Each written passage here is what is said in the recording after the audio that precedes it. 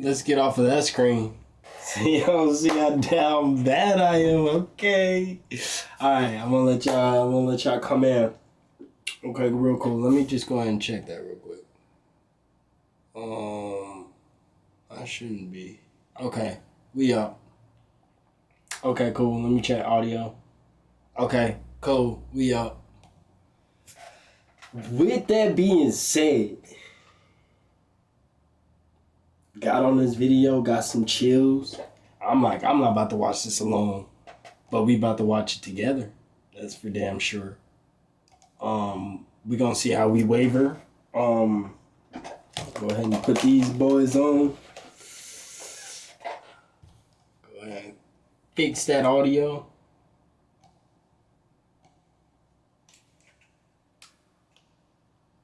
But yeah, pop out if you're not scared, because honestly,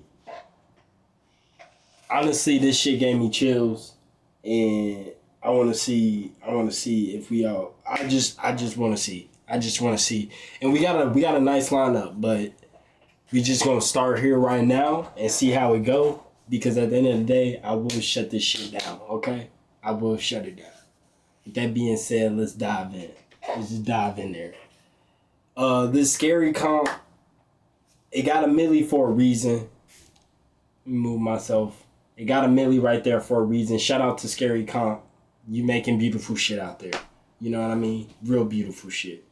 Nothing but to do it. So let's do it. I'm kind of scared. And it just popped right into it. Okay. On a Thursday afternoon, a mother and daughter hurry over to their apartment as quickly as possible after encountering someone strange.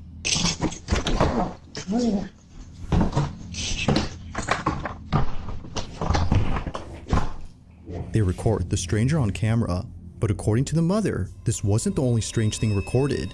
So I'm sitting here looking at this ring camera footage, and I don't understand how I didn't see this, because... Tweaked out. That guy looked like he was on some drugs. This is ridiculous. At the same time of this incident, this was captured. What was captured? Watch closely. In there tweaking. I just called the police. Get out front of my door.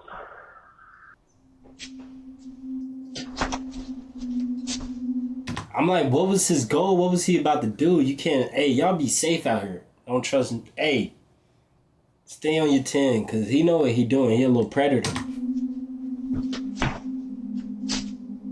Out here just tweaking. What color? Oh, shit. Oh, shit. Y'all feel that? This is the last time I'm going to tell you. Get out front of my door right now. The police on the way. Go. Close that door right up. Y'all felt that? I'm getting chills. But y'all saw that door. Why did the door open? And why was it so empty? Look at that. What's in there? No lights, no nothing, bro. That's weird. That's weird. That's weird right there. Now, the police on the way. Call the police here. Go.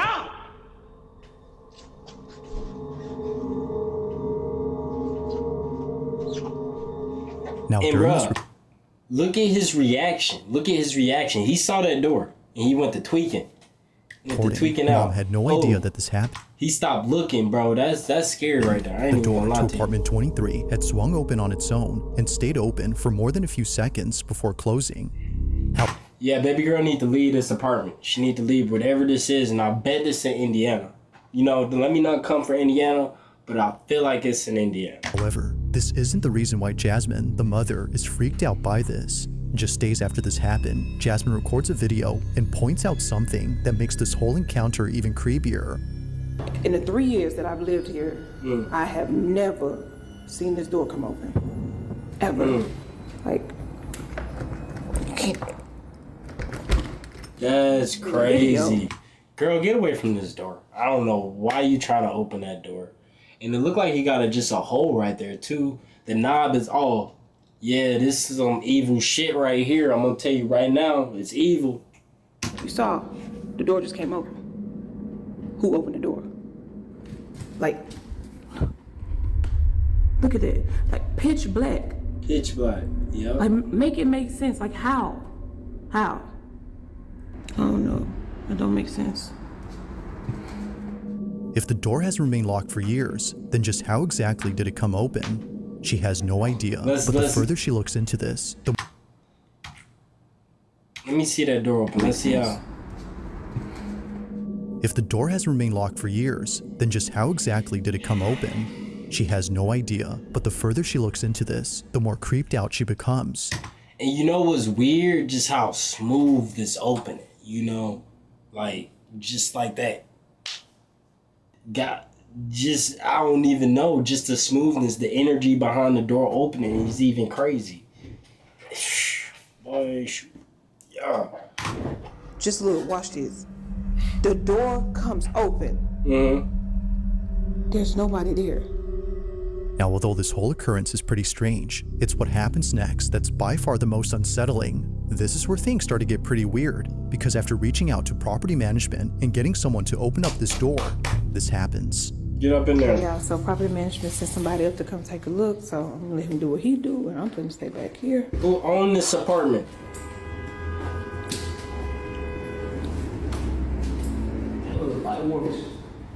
You say the light works? Y'all, he said the light works. Oh, Lord. What's going on in here? Oh, hell. Oh, What hell. is that? He's Y'all. What the hell is going on? Y'all see? That's confirmed somewhere though. He was trying to grab that baby, and it was whatever was in that room. I'm telling you right now, this creepy. All these little kids. She had put kids' shoes up in there. In a circle. Set that building on fire. So how did? So hold on, because no, this other day the door came open when I was in here. So if the door came open, like no, I'm sorry, I'm not. Okay, y'all. So remember that thing? I thought it was a snake. I really thought it was some plastic, but yeah, y'all. What is that? I'm not finna. Oh, hell. This is real snake skin. Oh my God. I thought that was some condoms. Oh yeah, it was a little blurry. What the hell going on here? Look at this. You can see like, ooh. Oh my God. Look at that. Baby shoes, some snakes, the door opening, and the door closing. It ain't nothing but evil. Eerily, a large pile of children's shoes is found inside, and it's the fact that there are so many of them that freaks out Jasmine. According to her, this may suggest something much more frightening and serious than a paranormal occurrence. However, before calling the police, she notices something in her video that tells her this isn't what she thinks it is, but what she notices doesn't make this any less creepy. In fact, it makes it much more concerning. So I'm looking back at this video that I took with the property manager guy, right? And I noticed something in that pile of shoes. What? Those frozen Elsa boots, whatever you want to call it. Those boots are my daughter's. Nah. Like, I'm gonna show y'all a picture that me and my daughter took, like, I want to say like 2 months ago. Set it on fire. So what y'all think it is? What y'all think it is? Because that's crazy. Y'all think it's like paranormal, or somebody doing this?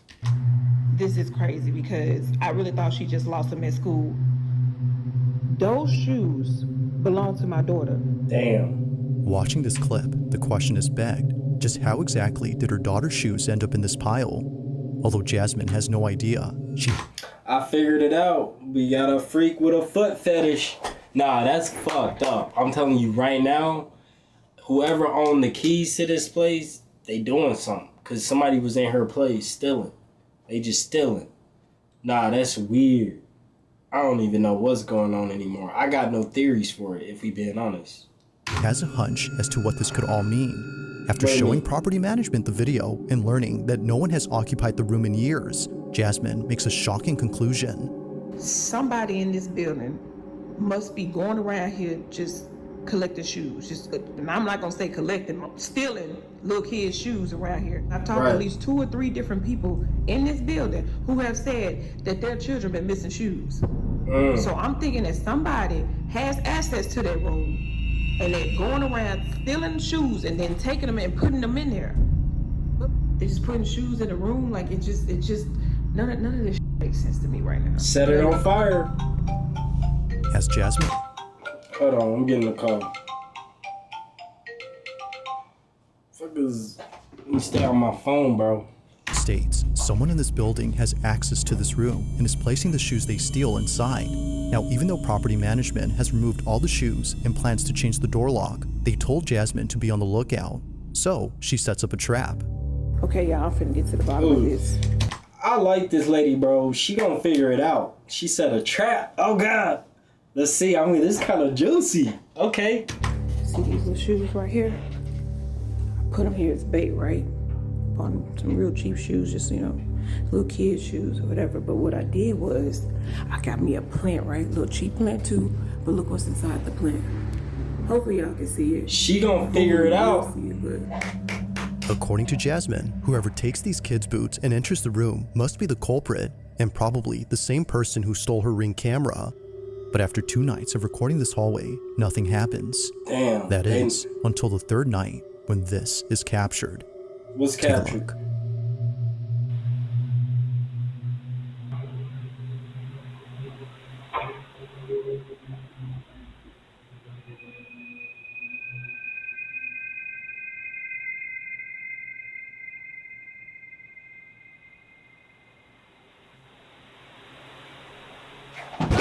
Okay.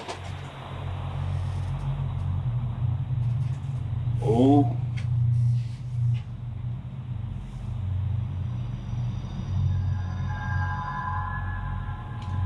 The lady's a weirdo.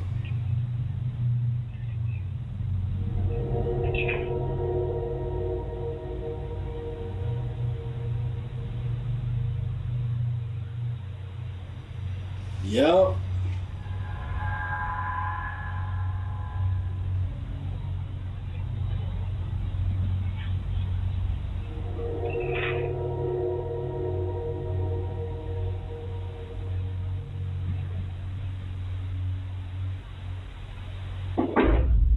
Oh, hell. Oh, hell. Set that bitch on fire. Okay. Okay. What the helly? Okay. Okay. Let's see if we saw this correctly.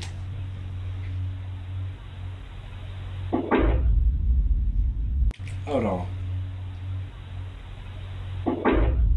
Yeah, that's all weird. That's all weird. And then like something bubbled up right there. You see it? Look right there. Something bubbles up right here.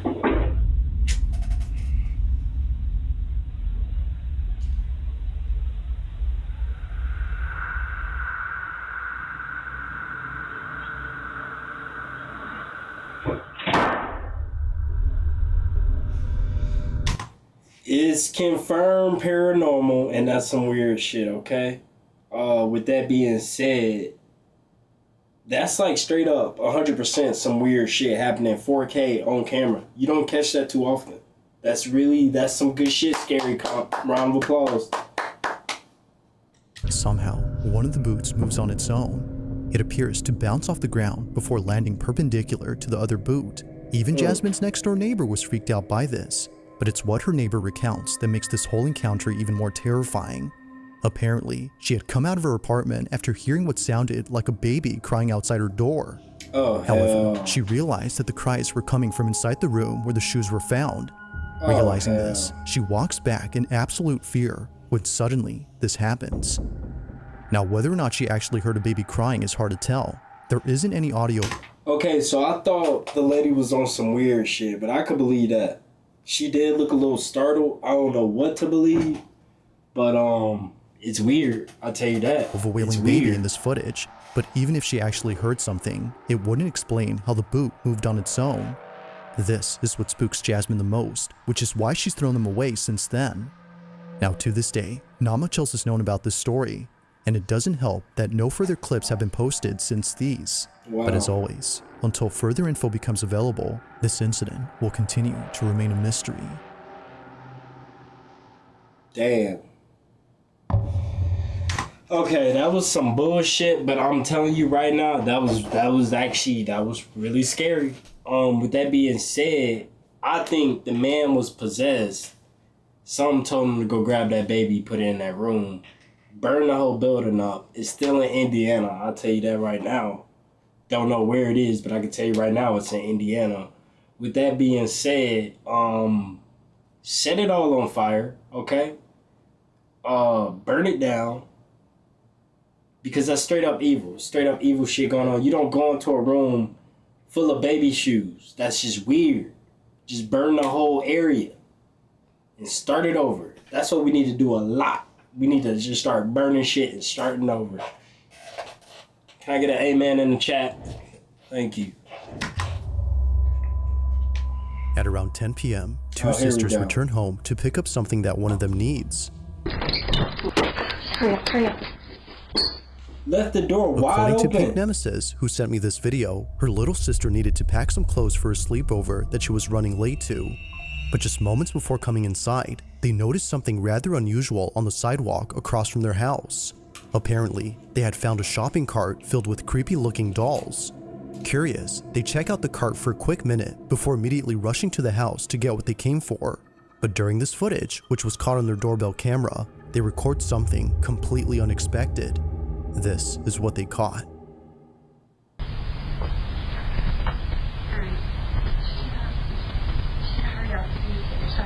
I can always tell where things are. This is in Arizona.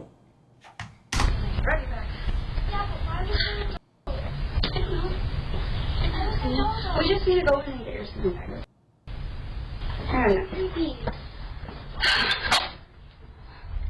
Wait, I missed it. Shut up. Hurry up. What the fuck is this? So y'all hear something and just leave the door wide open? Burn it down, bro. Burn it down. That's a scary movie waiting to happen. We always know why the obvious. I'm not going to say it myself.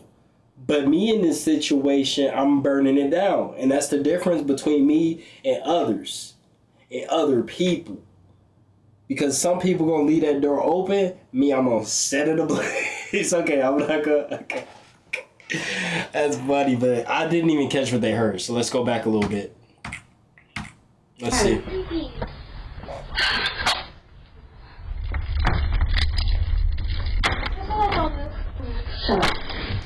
Where are your parents? Where's your mother?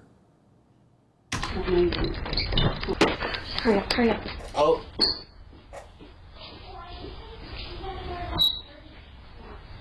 Did we just hear them have a beep in their house? Burn it down for sure. This ain't real. This is AI. Now it's getting weird. Y'all heard that beep. I don't know what they are anymore. Let's go. Let's see if we can hear that beep. Yep. Where the batteries at? That's what y'all need to start off with.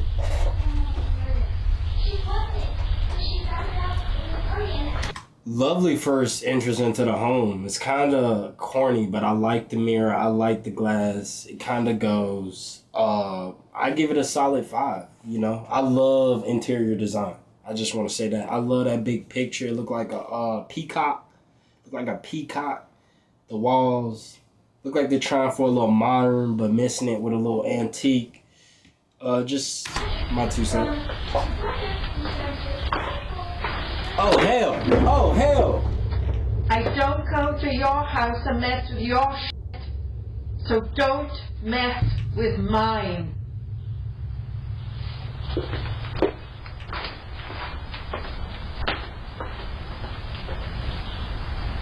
Bruh, I felt chills, bro, what? And y'all saw the arrow. So I don't go to your house and mess Look at with the your arrow. shit, so don't mess with mine. Oh hell, bro, she done let a demon into their home, bro.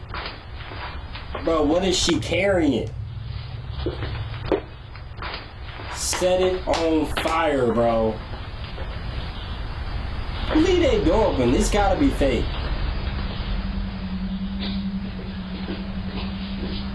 Where are the parents?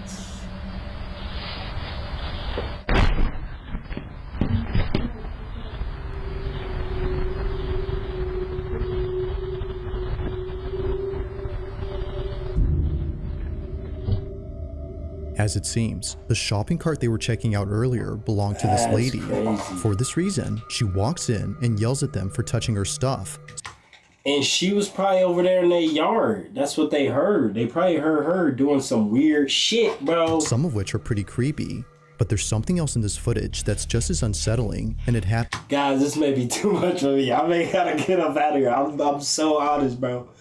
Like, what the fuck is going on? Where this at in America? Even if it is, I don't know where it's at. During the time she's inside, on the hallway floor, a black, shadow-like figure darts across. It's hard to make out what this is since it moves quickly, but whatever it might have been, it seems to have no distinct outline. It just seems to be a black mass of something. However, it appears not once, but twice on this property. On the second time it appears, it's seen running across the front yard. Now Pink says that she has seen this figure before outside her home on multiple occasions at night. She initially thought it was just a black cat scurrying away. Given that she often leaves out food for stray cats, she was thinking this was just one of them. But seeing this footage, perhaps something else was captured. Now she has yet to share this footage elsewhere, but until then, she has no explanation for what was caught. As with all videos, I'll let you come up with your own conclusions. Just what exactly was caught on camera? Honestly, what the... Okay. Honestly, they asked for that because who gonna leave that door open? I wonder what would have happened if they would have closed the door. Would she have came knocking? But just like, what the hell? You know? And let's just be honest. It's always... I'm not gonna say it. I'm not gonna be the one to say it. But they had no business going to that cart. And that's how scary movies begin. And it's always, I'm not going to say it, but don't touch stuff that ain't yours, because just like how you invited yourself and her, she invited herself and yours.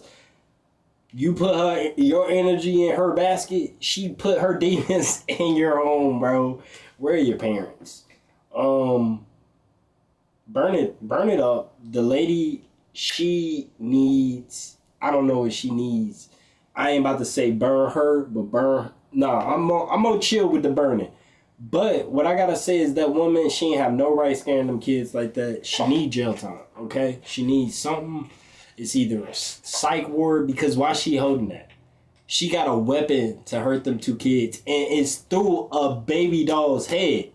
Burn it up. That's why I honestly feel just burn it up. And why you trying to intimidate these little kids unless you on some weird shit? And then the shadow, just the icing on the cake.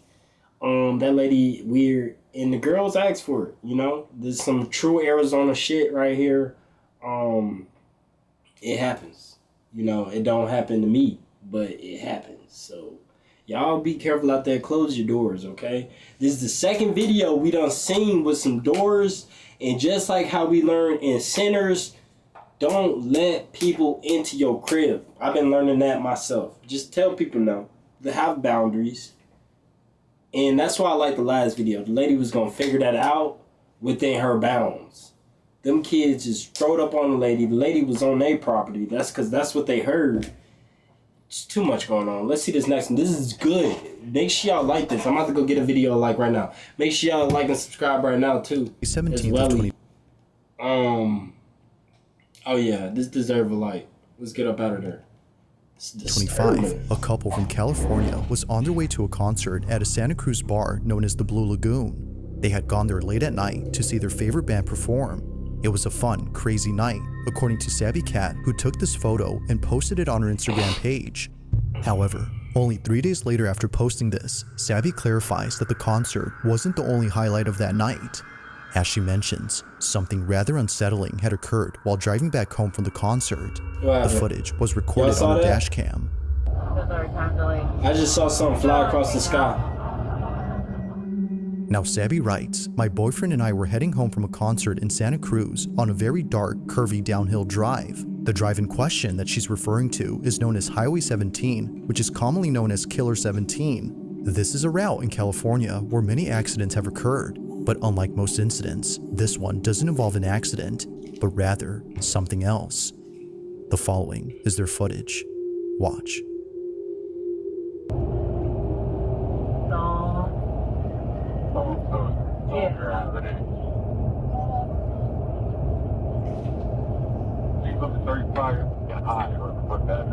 Oh God!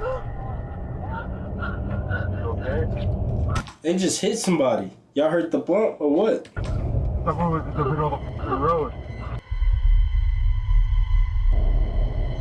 He's on the 35.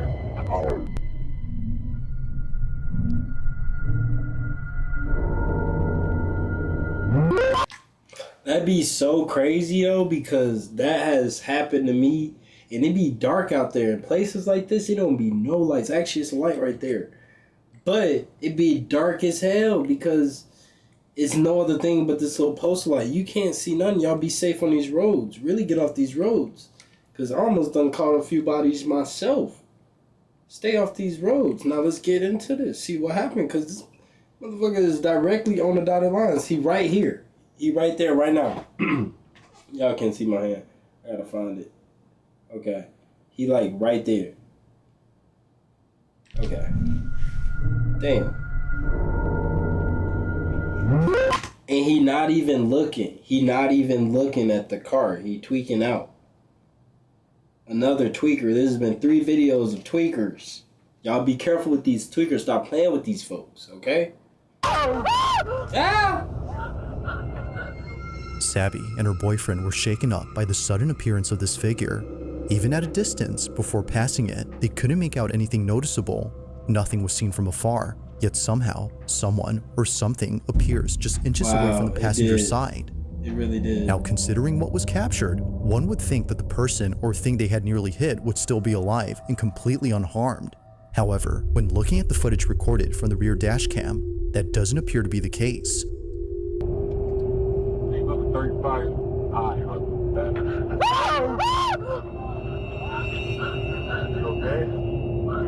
It was nothing? HQ!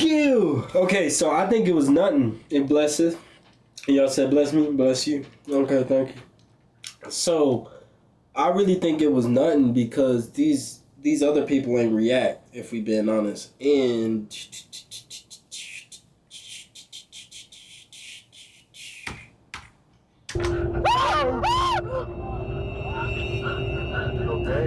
the car beyond them didn't react. And I straight up didn't see anything. To be the case. 35. Nothing. Pretty grainy video though. The middle of the road. Holy shit. Eerily, nothing is seen. Thinking that the figure would still be there, Sabby and her boyfriend were shocked to see that nothing was seen. Clearly, the front dash cam recorded something standing in the road, but when looking at the rear dash cam, the silhouette isn't there. Now, it's worth noting that the couple did see what they thought was a person standing on the road, but after looking at this footage, they're not so sure now as to what they'd seen. Considering that others who've driven here had had similar experiences on this road, Sabby can't help but think that a ghost was caught on camera. After all, this route has seen many accidents here, which has led many to believe that this mysterious figure is just one of many spirits who've passed away on this highway. But even more unsettling is the thought that another life could have been taken had Sabby swerved and crashed the vehicle from being jump scared by the figure. Yo, no bullshit. We don't really seen a ghost. Like 4K in the first one. I believe it. You're okay. I know it's some stuff out here. It's the catching it on video that I've never really seen, but I can't explain that shit. I haven't seen something as 100 like that, and it's pretty close to it. Cause what was that? You're okay. Breathe. This incident continues to baffle Sabby and her boyfriend. To this day, there has yet to be an explanation for what was caught on camera. Crazy. I'm ready for the next note. On June 13 of 2025, a woman named Meg finally uploads a video that she's kept private for 6 years. She's been holding off on showing this footage to others for good reason. Something about it disturbs her. Now at first glance, the video itself doesn't appear to have anything unusual. It's a very short clip that Meg took of her brother, who was passed out on the couch on the night before his wedding. Seeing him like this, she immediately takes out her phone to record him. After all, she's just capturing memories before the day of his big wedding. But unbeknownst my theory is a cat. Wait. To her, this memory would turn into something truly unforgettable for the wrong reason. After looking closely at her video, she saw this. Oh. Okay. It was either that thing in the corner. It doesn't matter. If Katerina were standing here instead of me, if it were she... Oh, shit. What the hell is going on here, bro? Y'all saw that. Damn.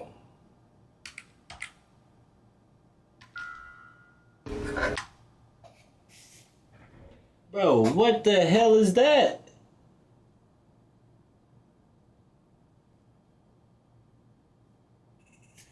Nah. After looking closely at her video, she saw this. It doesn't matter. If Katerina were standing here instead of me... Boy, haunted by his marriage that he about to... Oh, my God. But you know what? He literally passed out off the liquor. And you know what they say about that liquor, bro?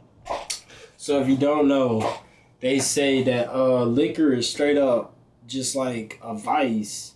Like when you pass out, they say like something happened where like demons can take over your vessel. So whenever you drunk and you don't remember stuff that you was doing, that's because something else was in your vessel turning up.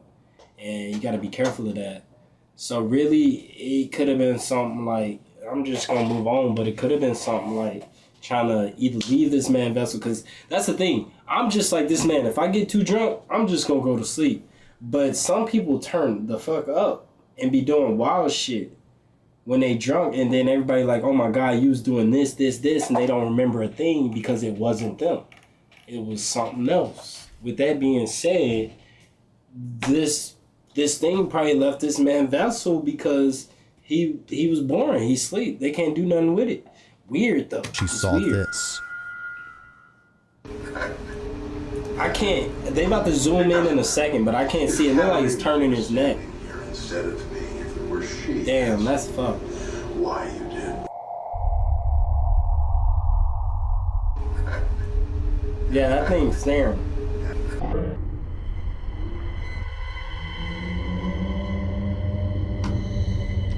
His head moving. Look like a little monk. Look like a little Chernobyl monk. Turning its neck. I saw a little head It moving. doesn't matter. If Katerina were standing here instead of me, where she is, why you did.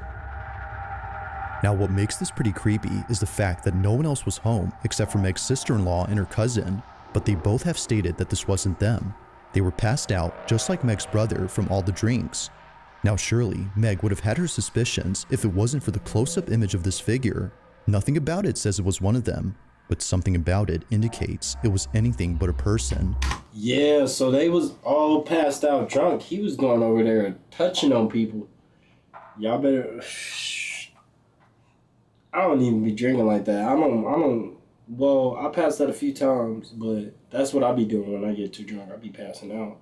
But with that being said, it just must have been some liquorose stuff going on here. You got to be careful out there. Cleanse your energy, cleanse your space and stuff. Don't know how, but I just say.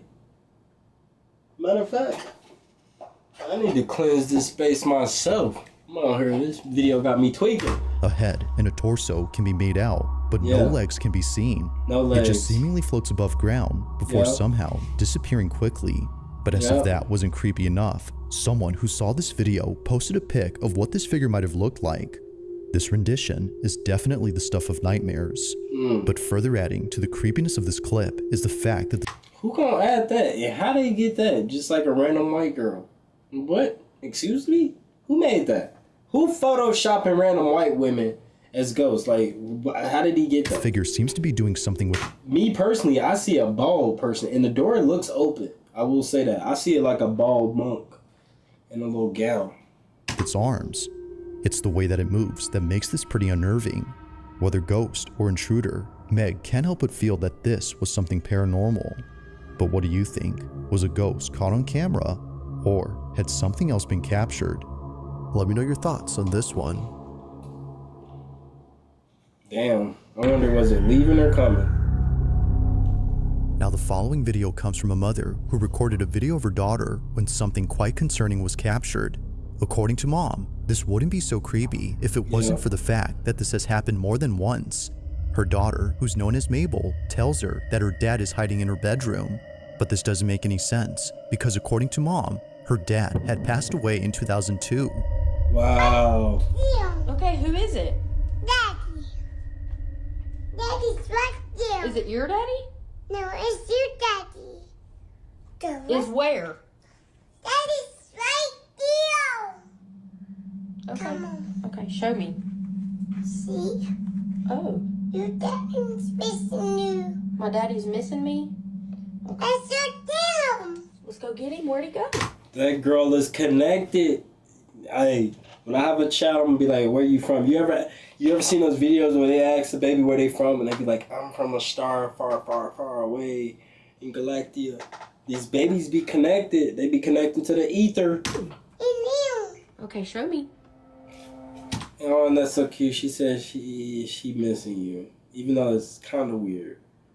But if the baby ain't scared, I ain't scared. Am I right? I'm a little scared. Mama,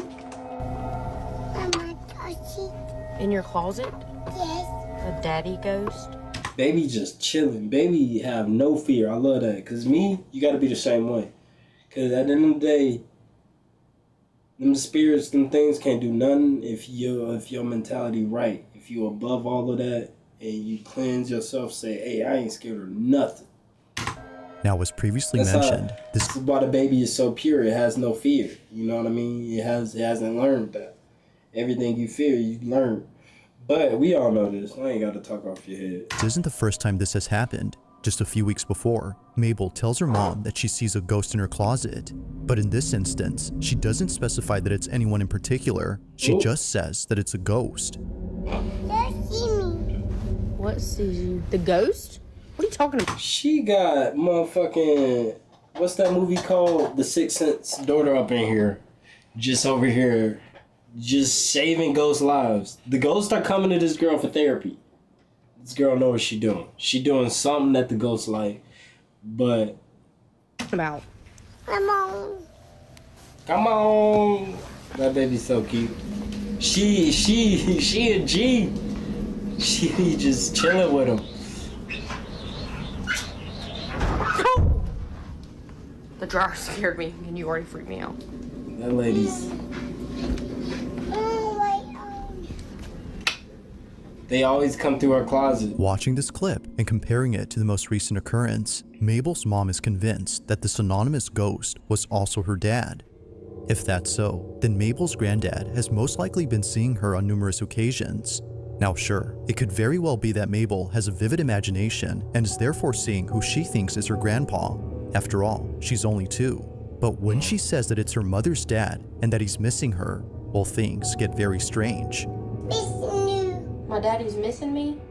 Now, not sure if she was just seeing things, Mabel's mom decides to show her an image of her granddad.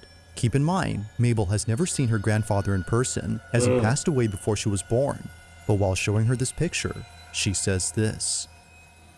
Yes. Yes? Yes, it looks like that. Daddy. Look at this lady face. Yeah. And Mabel, what does your ghost do? No. What did you say he gave you? Hot. Oh, Daddy. Daddy. that's actually giving me goosebumps, like in a cute way. Cause I know one time my grandfather died, And R.I.P. I remember in my dream he came and he just sat on my bed and talked to me. He was like, all right, I'm out now. And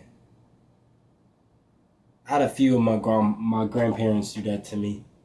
And I just, that'd be kind of warm to feel. That'd be like real warm and nice to feel.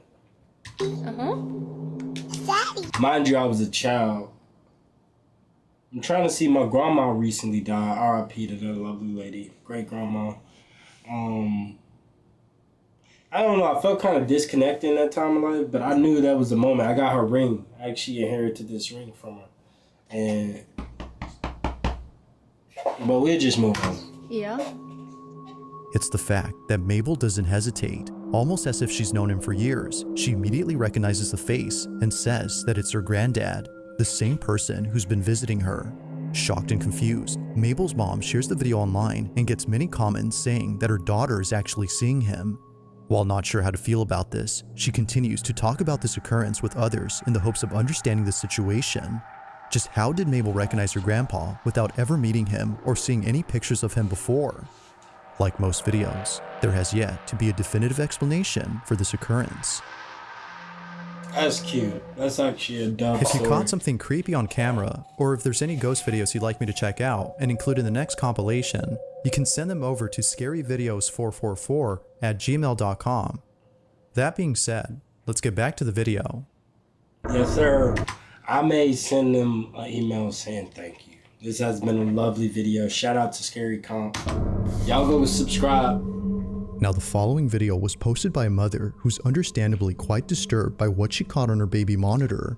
At around 1 p.m., Kristen placed her daughter inside her playpen while playing her favorite YouTube video. This is something Kristen often does whenever she needs to do some chores around the house. In this case, she was doing laundry downstairs. But while being away, something happens in her bedroom that she can't explain. While rewatching this footage, she notices that her daughter immediately turns to look at the door before later blowing kisses as if she was seeing someone. Keep in mind, Kristen was still downstairs during this time. This is what she caught.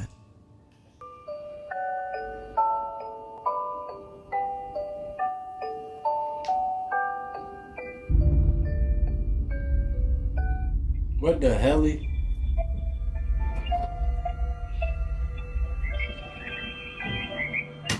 Somebody just threw something at a baby. That's a shame.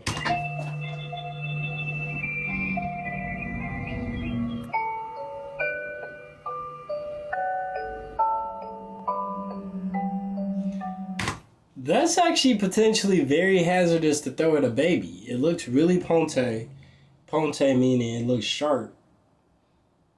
And see how we got there.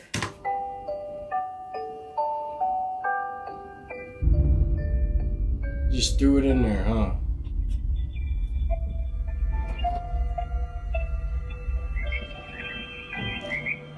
Whoever this is, I potentially think tried to harm this baby. That's kind of crazy.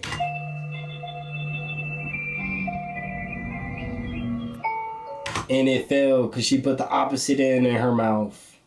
Let's go. Shout out to this baby. Already a young G.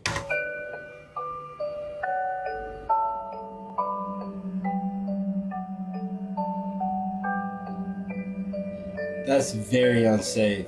Look how deep she put it in her mouth. That's how babies be choking. I'm scared of babies. She's trying to give it back. What the hell? Just throwing stuff at a baby is crazy.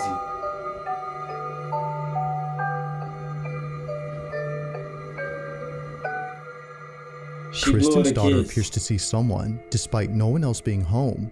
If Kristen was downstairs, then who or what was her daughter seeing? But most importantly, just how exactly did a bottle stem fall inside her playpen? At first, she doesn't notice it, but then she picks it up and chews on it before seconds later, a baby bottle hits the outside of her playpen. Now feeling immensely unsettled, Kristen makes another video giving more context on the situation. Okay, so this is my daughter's playpen that she was in when the bottle thing happened. So she was standing right here. the stem would have fallen about here. And as you can see, like directly in front of that on the other side is the toy bin where the bottle had landed. It landed about here. There's nothing around that the bottles could have come from, especially because like they landed straight down. So really no explanation. There's the monitor that caught it. Seeing this footage raises a question. Just how exactly did both objects that were placed far away get launched toward the playpen? Now it's been a while since this footage was posted, and Kristen has yet to figure this out. But according to her grandmother, this may have been Kristen's mom who passed away a few years ago. According to her, this might have been her letting Kristen know that her daughter was hungry. However, she's not too sure about this theory. To this day, this occurrence continues to baffle her. Just who or what had her daughter seen during this footage? I think if a baby don't like what it sees, it's gonna cry. So considering it was blowing his kisses, and the baby didn't put the bad part in his mouth, dub ghost, dub grandma, R.I.P. dub baby. I just don't like to see no one get hurt. So I'm just happy that baby all right. And I think we need to move up out of there. And I thought I was gonna watch another one of them, but I'm done with that. I'm done with that. I was gonna watch this one. We gonna save this one for another day. I'm gonna put watch later right now. Bizarre Bob, I like you. Shout out Bizarre Bob. Save to made a playlist.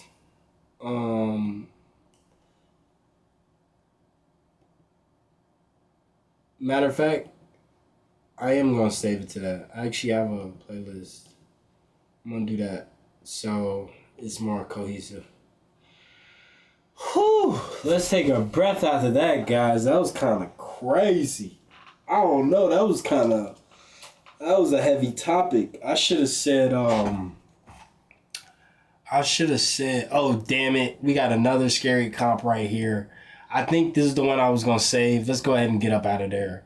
I exited out of that one.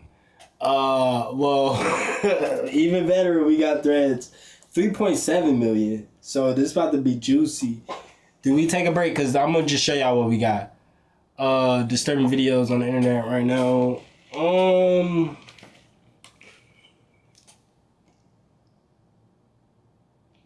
Let me make a note to myself real quick. Give me a sec.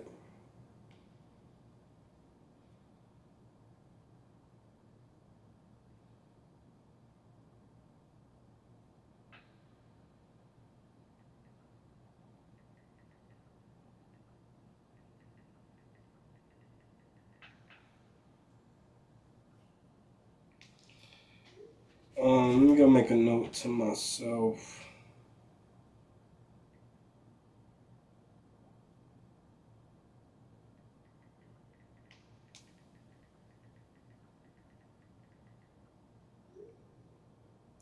And just shout out, I just hope everybody out there doing all right, because let me go ahead and give me a sec.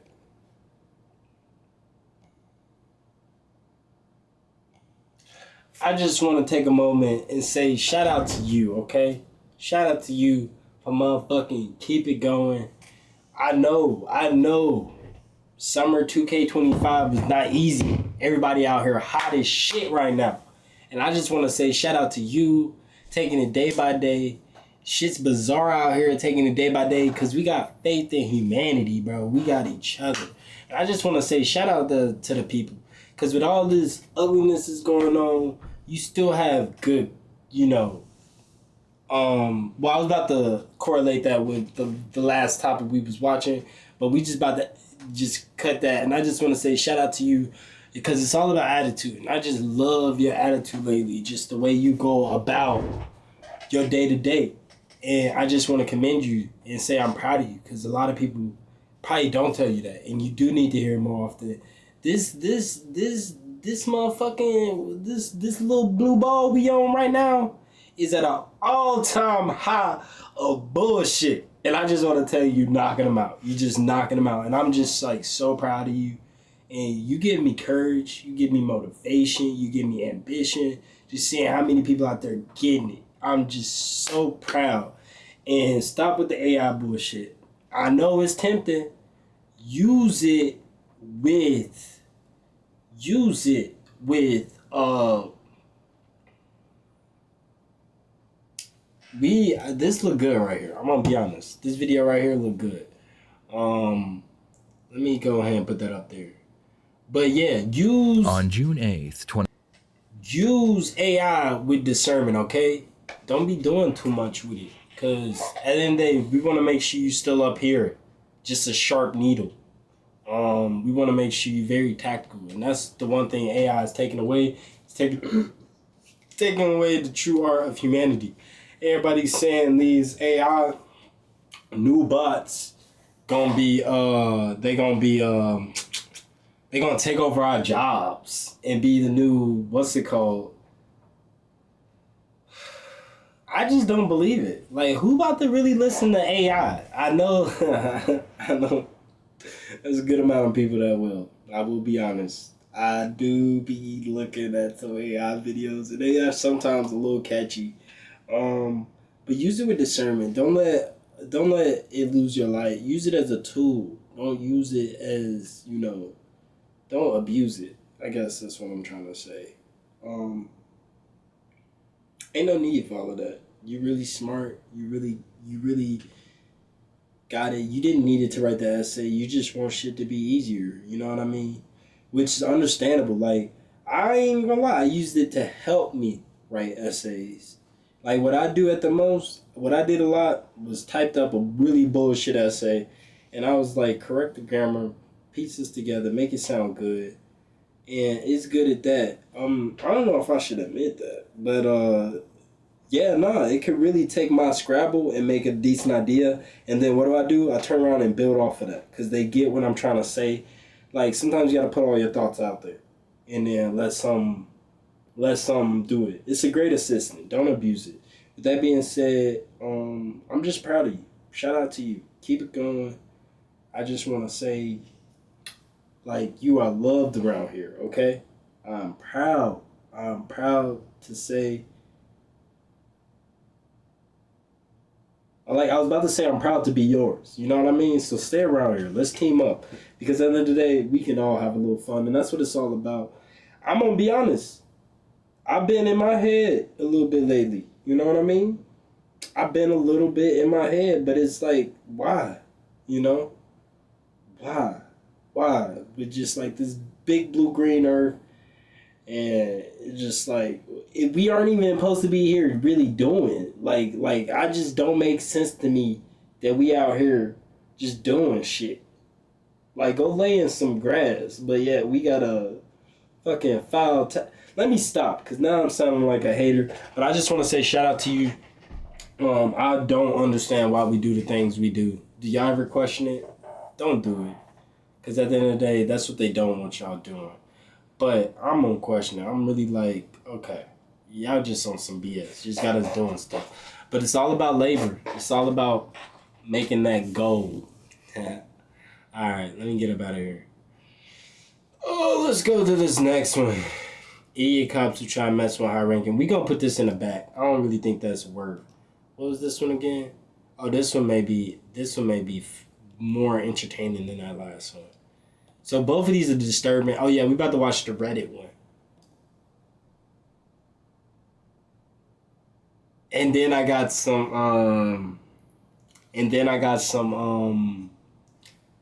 I love information. I love to learn. So we gonna watch some of this German. It said the evil design of Auschwitz and the dark side of Nazis on meth. Oh, and I cannot wait for those. Those sound too juicy. But in a serious matter, I'm ready to learn. Not in like it don't sound too juicy. Like, it sound actually fucked up. Okay? So with that being said, I just want to learn something. Let's go ahead and get in that mode. Let's get straight to it. Ooh.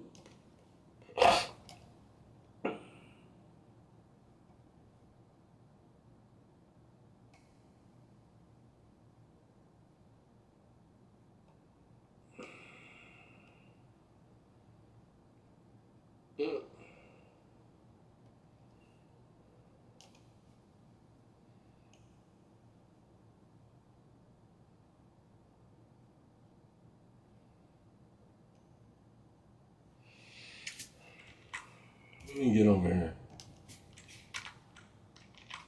Alright, cool. Let's get in that mode. We're not about to watch this. We're about to watch Reddit. But I kind of want to go ahead and learn about. Okay, let's just do it. Let's just watch it. $1,000. On November 6, 2015, a Reddit user named Bangarang made a deeply concerning... Give me 1 second. Hey, if you haven't subscribed yet, do that. Do that right now. Go like, subscribe, follow right now. Right now. Give me 1 second.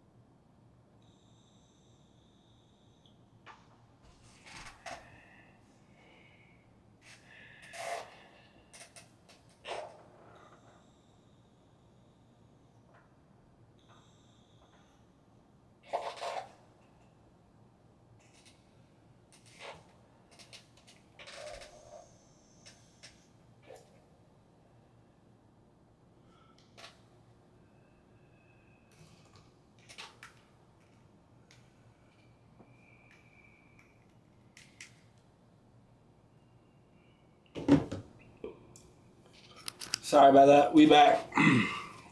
All right, let's get into it. An odd post on the site reading, needs $700,000. On November 6, 2015, a Reddit user named Bangarang made a deeply concerning and odd post on the site reading, needs $700,000. What do? I need it by January 2016 or I'm dead from the mob. What are my options though? Now, if this was posted in subreddits like r/advice or r/helpme, people would have taken it more seriously. However, for whatever reason, Bangarang decided to post this plea for help in r/sadboys. This is a subreddit for the fans of the Sad Boys music collective that emerged in the early 2010s, primarily... I have no idea how Reddit works. I hear a lot about Reddit.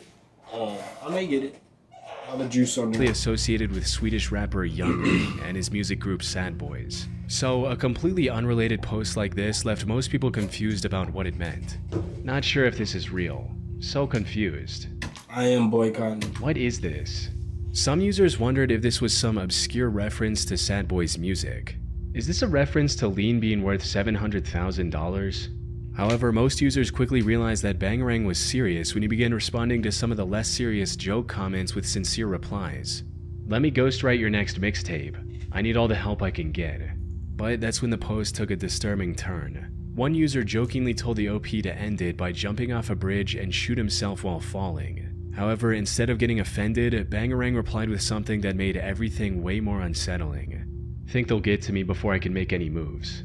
Alongside this, he posted a link to an If this link not a banger, I'm skipping this video. There's too much reading. Eerie photo. A group of men standing in the middle of a street with multiple cars lined up behind them. The way the photo was... Matter of fact, we're gonna hear this first story out.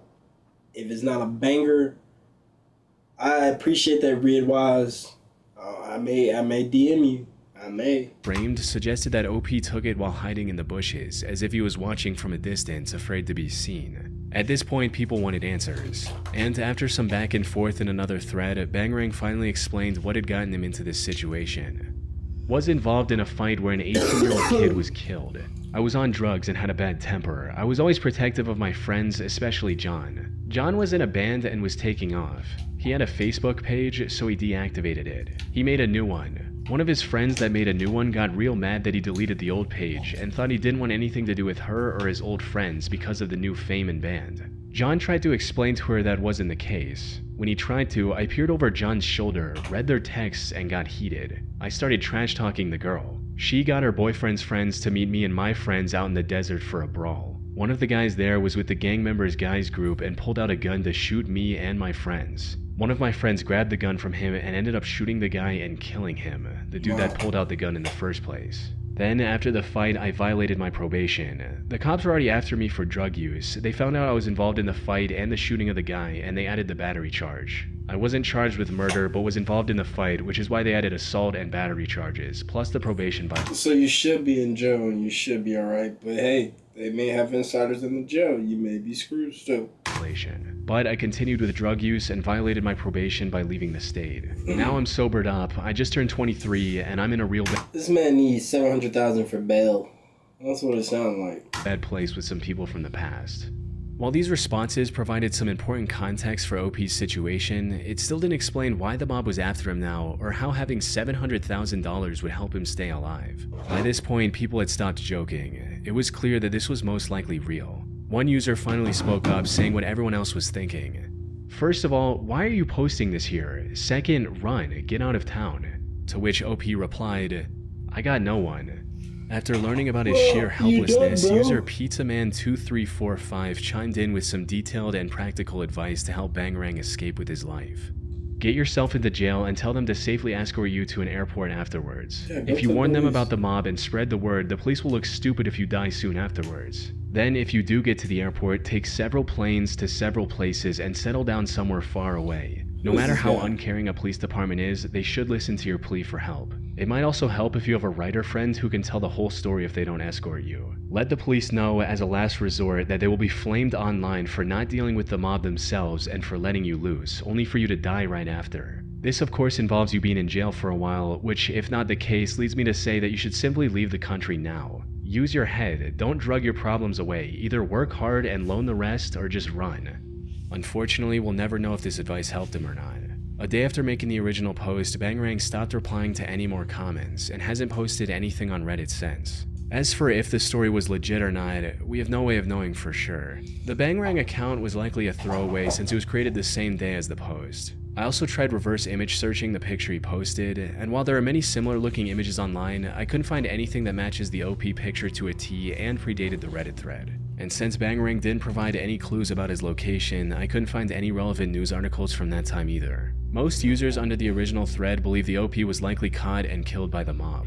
However, it's been over 9 years since the original post with no updates since, and I'm gonna be honest, that was L first take. I'm gonna get out of there. Just because it's just too much talking. I like the last video because there's a lot of videos. So I guess, I'm not about to watch another one of those. We could try this one. Let's do this one.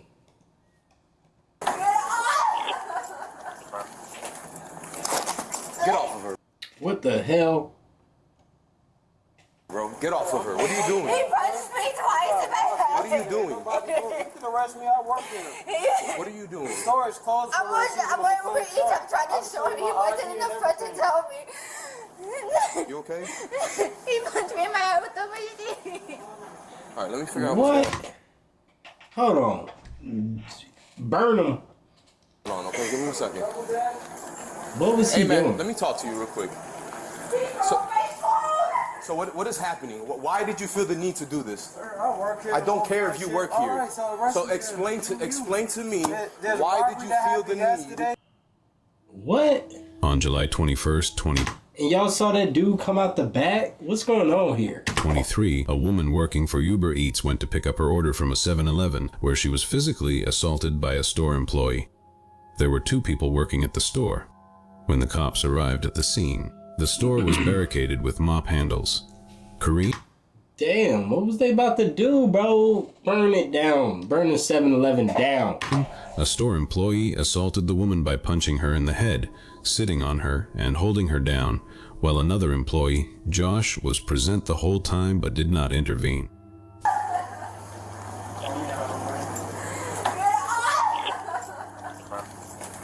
What happened? Get off of her, bro. Get off of her. What are you doing? He punched me twice in my head. What are you doing? You can arrest me. I work here. What are you doing? Storage closed. I'm over EtEx's trying to show him. He wasn't in the front to tell me.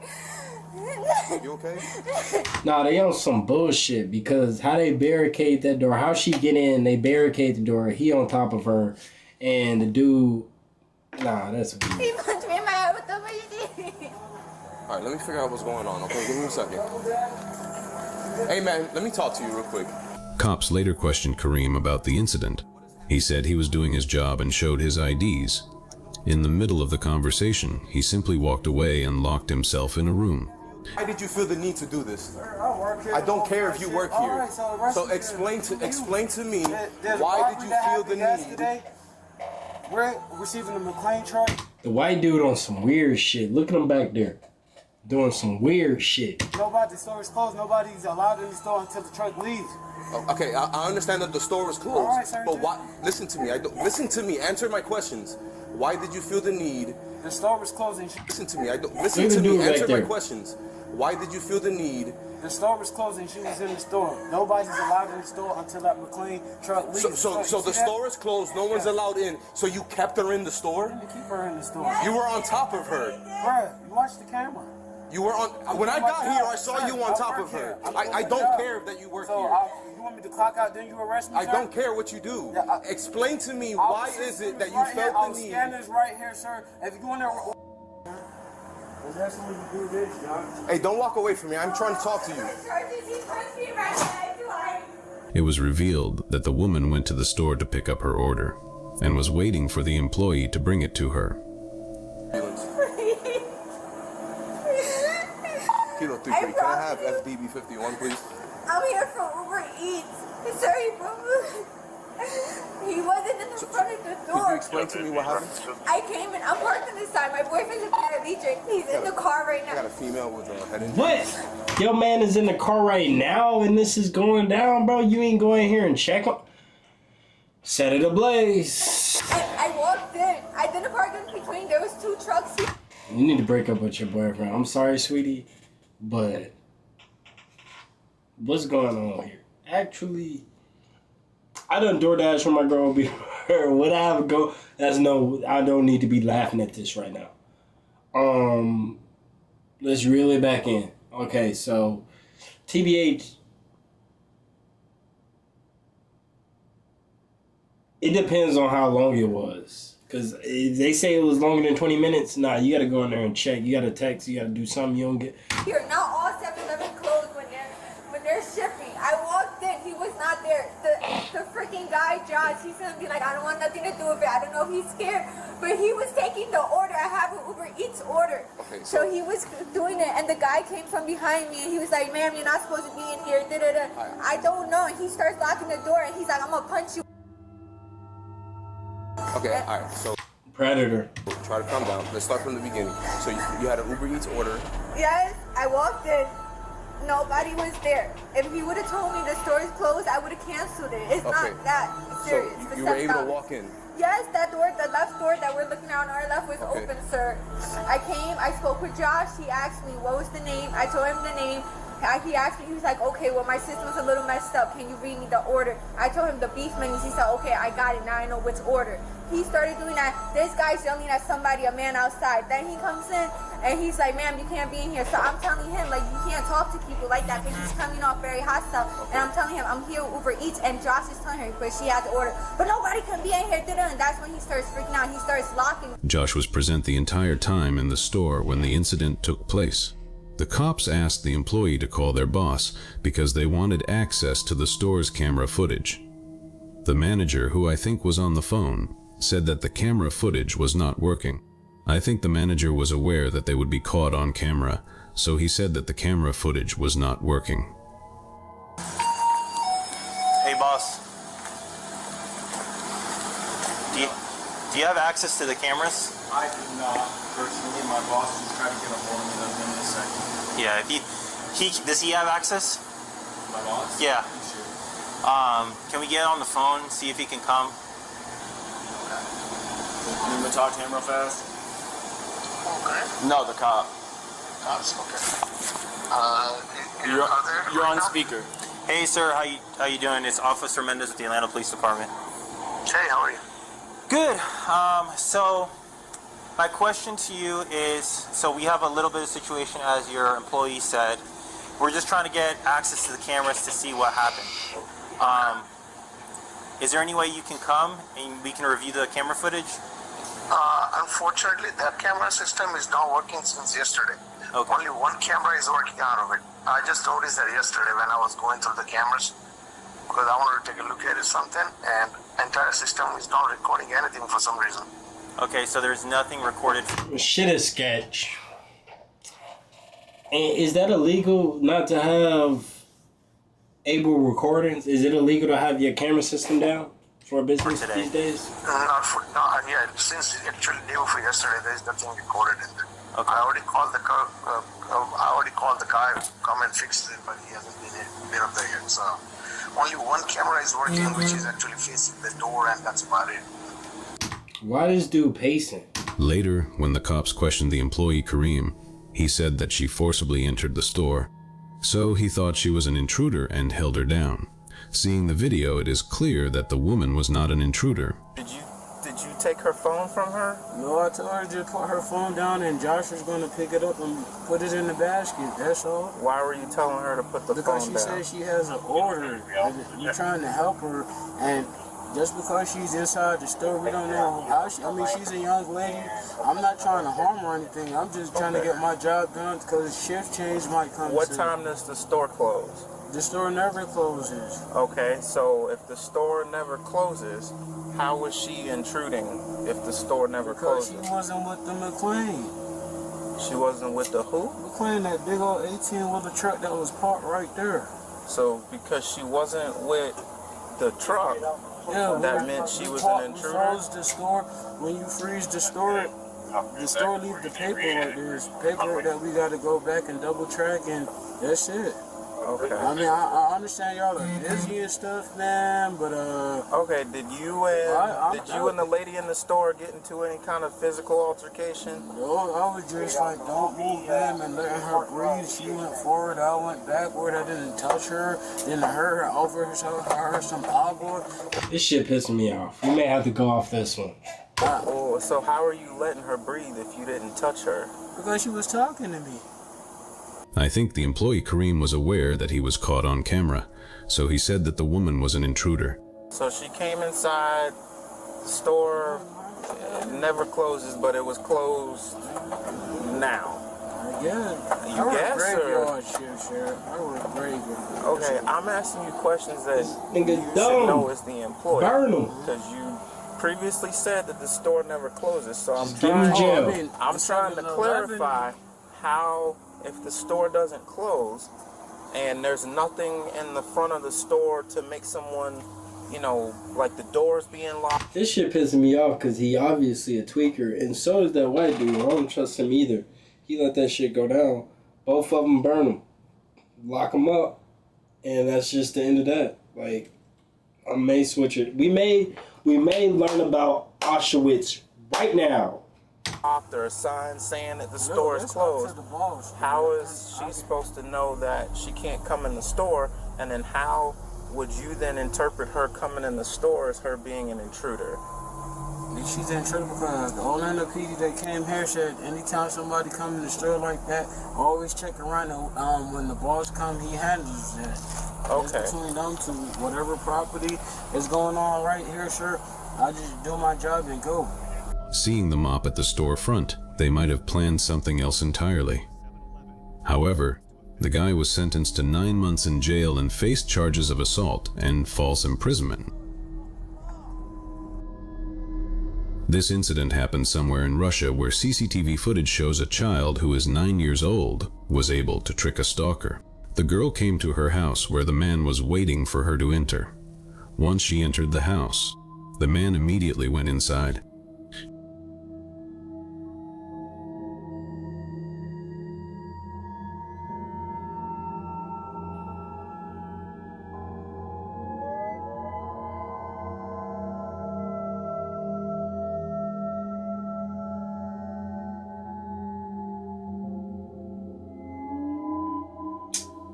Set it afire, bro. This is pissing me off. We about to get off of this. She avoided him in the elevator by pretending to check the mail.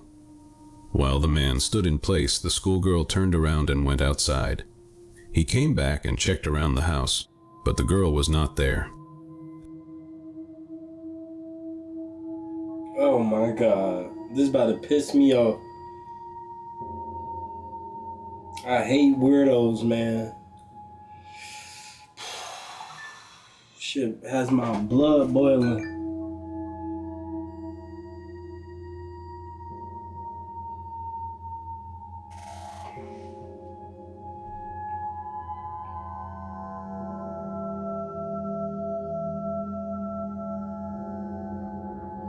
Like, she could tell. Like, that's so crazy. She juked him like that. She could tell something was off. Then he went out of the house and the girl came back with an adult. The stalker just left the place while she got inside the house. After this incident went viral, the daughter told her mother that the stranger had been following her from school when she left.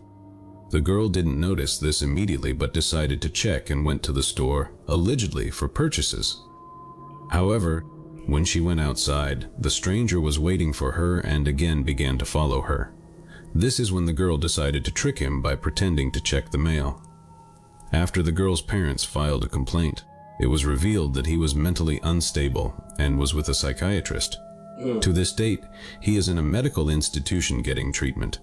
Honestly, I think the girl is very brave to do the quick thinking and trick the stalker. If she wasn't aware of the situation, she might have been harmed. As this stalker clearly had issues with his mental health, luckily the girl was able to escape from him. Yeah, that's a weird man. Many people love dogs and keep them as pets. However, some people, especially children, are afraid of dogs. On February 19, 2025, a video of a woman dragging a boy out of a lift surfaced on the internet. The incident took place when an 8-year-old boy was returning from his tuition and was inside the lift. A woman entered the lift with her pet dog. Seeing the dog, the boy got scared and started pleading with the woman with folded hands, requesting her not to let the dog inside the lift.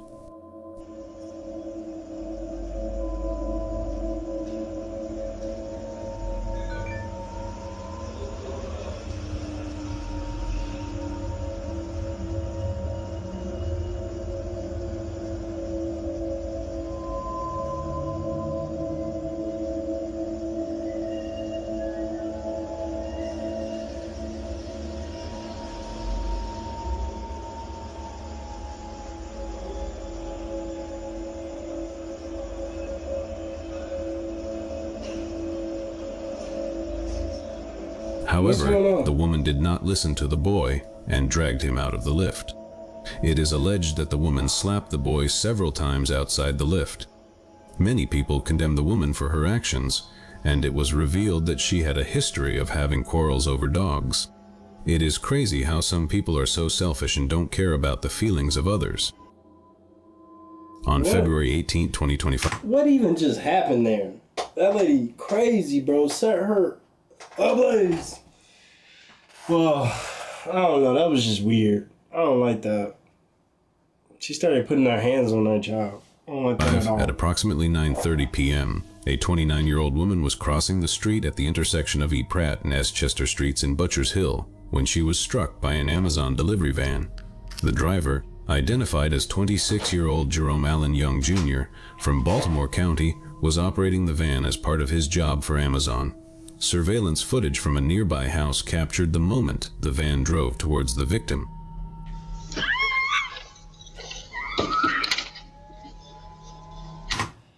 What the? He just ran over her so slow.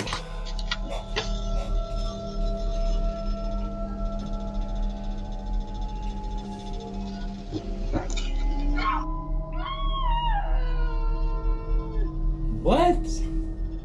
Video pissing me off.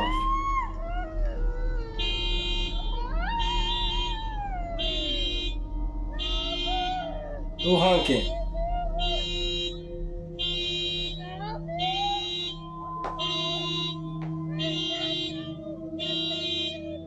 That was weird.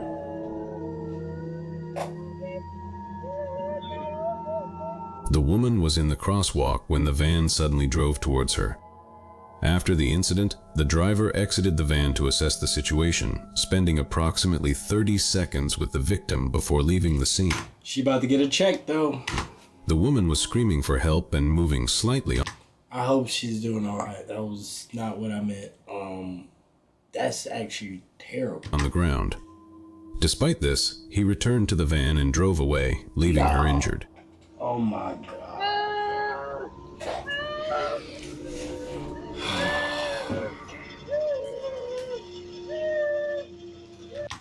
Why nobody come out? It's a person right there. It's a person right here.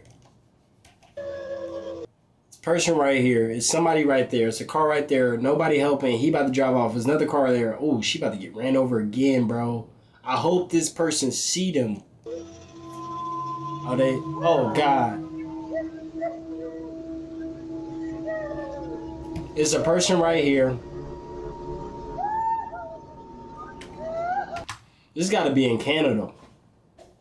What kind of lawless place is this, bro? Somebody about to drive past her?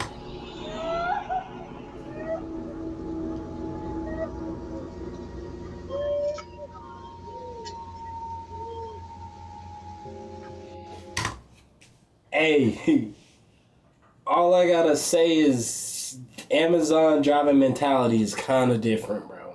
He like, I probably got another 100 packages. He was probably right at the place. Let me go ahead. No excuse. Set it ablaze. Set Amazon ablaze. They be overworking people. But it don't make no sense that he just drove away like that. But you know he got at least 100 packages on him.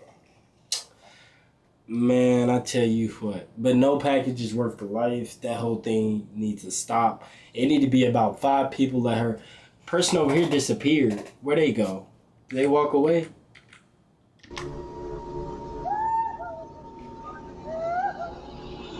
Where'd they go? They just stop. They stop right here. What's going on, bro? This whole town is just off.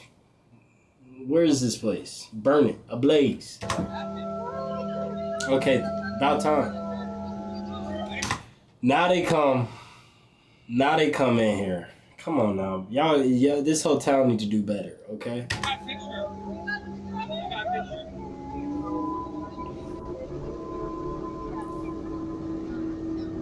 Now they want to come. The driver later turned himself into the police and faced charges of reckless driving and failure to yield to a pedestrian. Amazon later released a statement through a spokesperson saying that they are aware of the incident, are cooperating with the police investigation, and that the driver was suspended from his job. It's crazy that the driver didn't even stop to check or call an ambulance for help. Wow. Snakes are often dangerous, and a bite from one can be deadly, even if you are a trained snake handler. This incident happened on January 14, 2010. George Van Horn was doing a daily milking show at Reptile World Serpentarium, where he was bitten by an eastern rattlesnake while extracting its poison. The snake swung around and got one fang in his index finger joint. I do not care. Yeah, we just about to move on.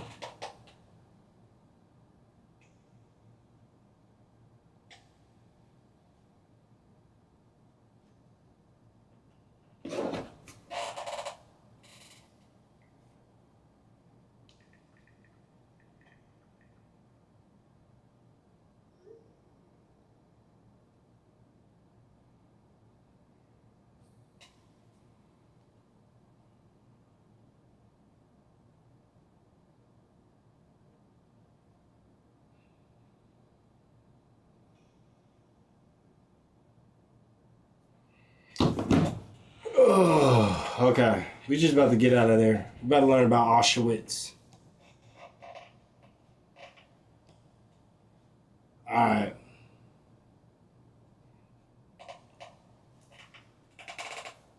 Why I'm intrigued, because Holocaust is just peculiar. You literally had just camps of death. That's crazy. Alright, let's get into it. I think I got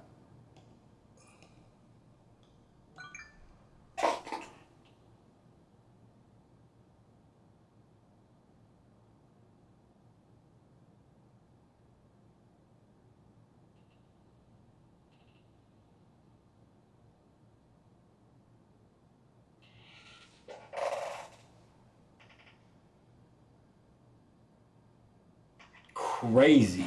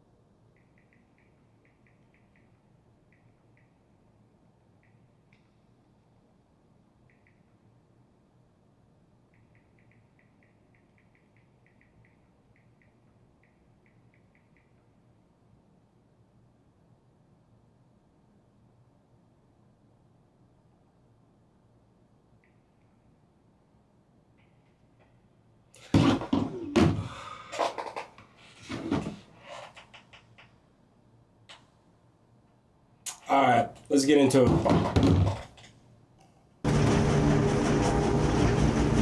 6 p.m., June 10th, 1944.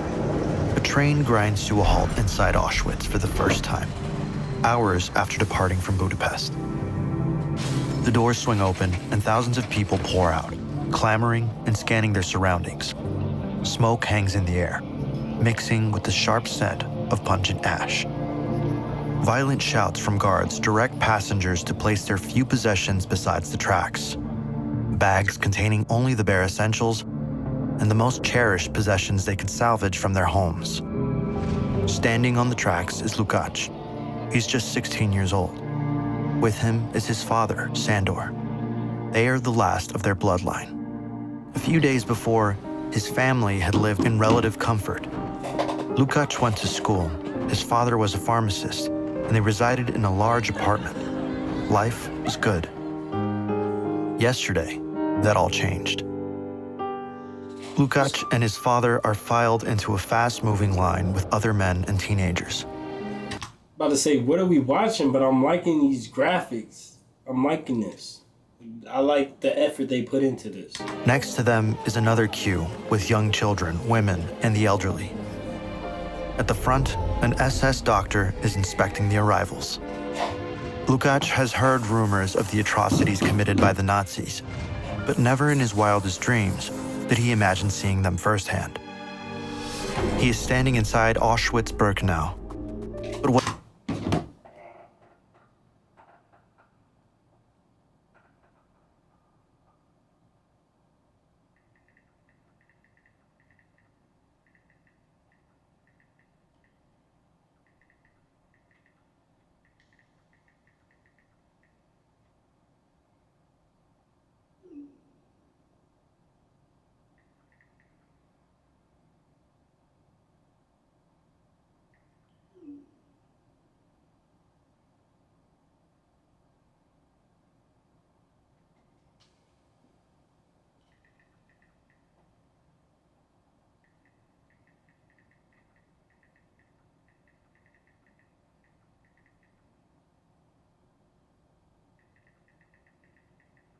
My fault, guys. I got some haters talking shit. Let's get into it. What he doesn't realize yet is the true scope of the operation.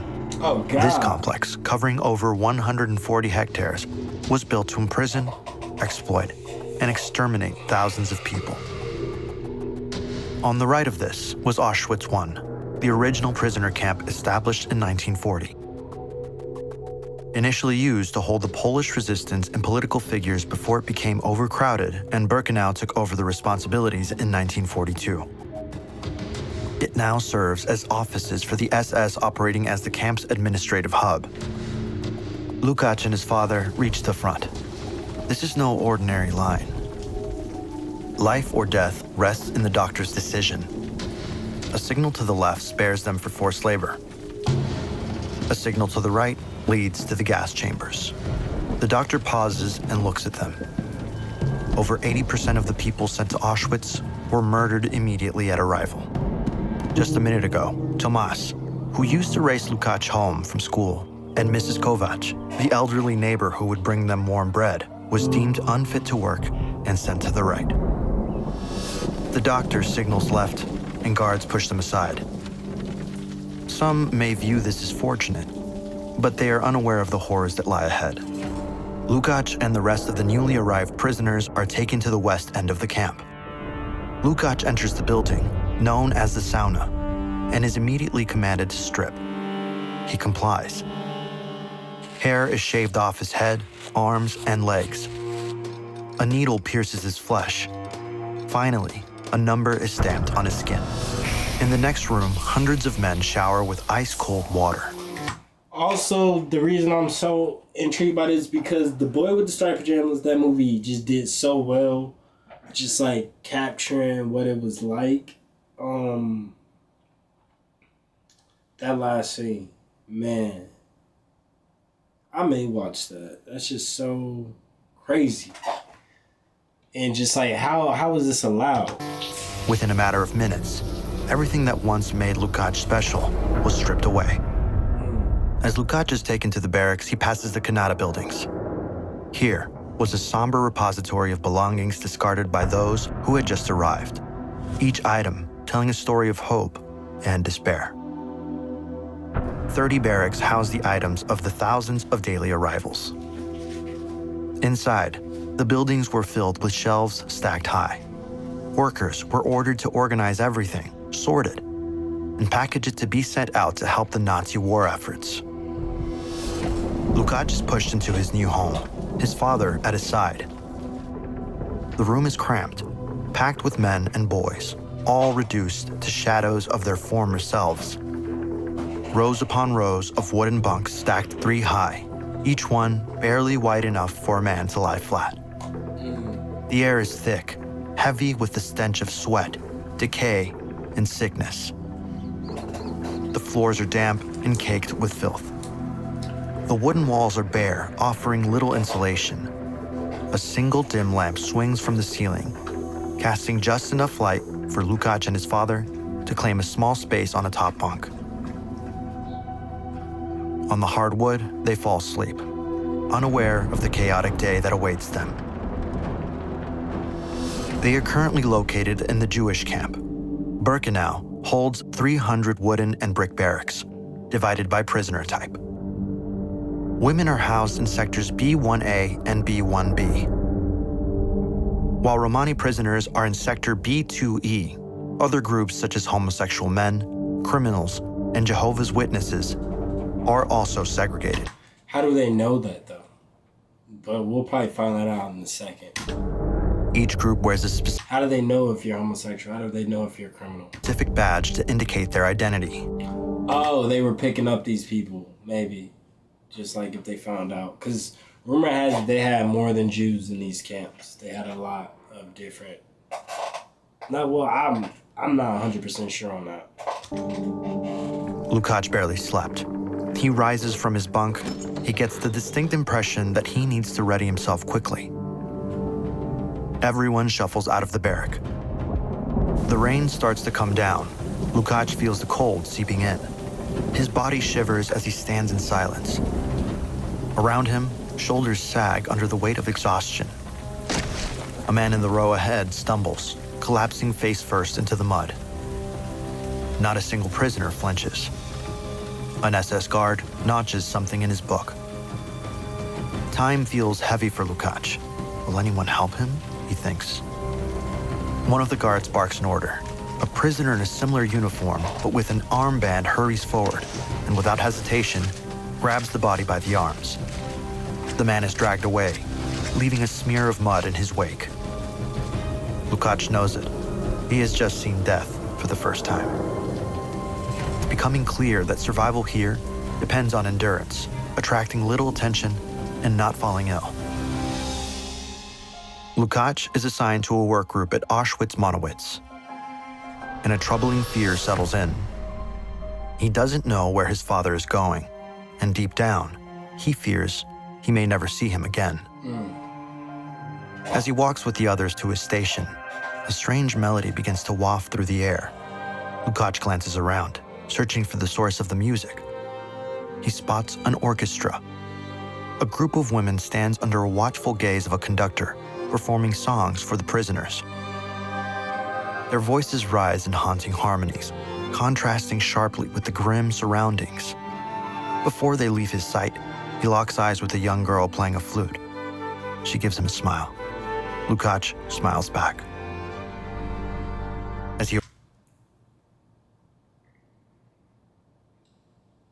I've never heard that. I'm gonna be honest. I've never heard about the orchestra and playing the music. And none can stop love. I just want to say that. None can stop love. Let's see where this goes. Arrives at his station. Lukács is shocked. Monowitz is the third and final edition of Auschwitz, a huge factory complex. It primarily produced synthetic rubber and fuel, exploiting slave labor of the camp to support Germany's war efforts. This large industrial complex was dominated by tall brick chimneys emitting thick, black smoke. The factory buildings are massive, with barred windows that give them a prison-like appearance. For the next 6 hours, Lukács works to the bone, any excuse will result in being shouted at, tormented, or beaten. His group is tasked with offloading and moving sacks full of heavy raw materials from a train cart onto a conveyor belt. As Lukács works, he loses himself in thought to distract his mind from the pain. He wonders why so few people knew of the Auschwitz operations. That's because the camp, being located in southern Poland, about 25 miles from the major city of Krakow, was no accident. Upon creation, it had already established railway connections, allowing the easy transportation of prisoners and supplies. Its proximity to populated areas allowed the camp to remain inhabited, while its relative isolation helped hide it from the world. His thoughts continue. Throughout the morning, 2 other prisoners collapse and are left to die. Unlike earlier, no one is there to take them away. As the clock strikes 12, the workers stop. It's time for food. Lukács is passed his ration of watery soup with rotten turnips and potato peels. While Lukács eats, he overhears 2 fellow prisoners discussing rumors about bizarre experiments taking place near the main hospital. Inside one of the rooms is Joseph Mengele, one of the most evil doctors the world has ever seen. Today's task involves working on twins, a particular obsession of his. A few days prior, he infected them with typhus to see how their genes affect their risk of getting sick. Now, he's checking on their progression. If one twin dies, the surviving sibling is killed to allow a side-by-side dissection. His mission is racial purity, and his experiments have no limits. Meanwhile, at Monowitz, the day wears on. Lukács feels his legs growing heavier with each step. The work seems endless. Then it happens. He slows down just for a second. His grip on the material loosens, and a sharp crack echoes as it hits the ground. Without hesitation, a guard rushes over. His face is twisted with rage. Lukács barely has time to react before the blows rain down. The guard doesn't stop. To scream would only bring more punishment. Lukács is left crumpled in the dirt, grasping for air. He knows that if he stays down for too long, he will get dragged away. Lukács wishes his dad could be there to comfort him. Suddenly, a horrific thought comes to mind. What if he's dead? As Lukács limps back to his barracks, a group of guards walk in another direction. Their quarters are a very different world, sheltered from the horrors that surround them. This section of the camp is made up of over 30 buildings housing hundreds of SS guards.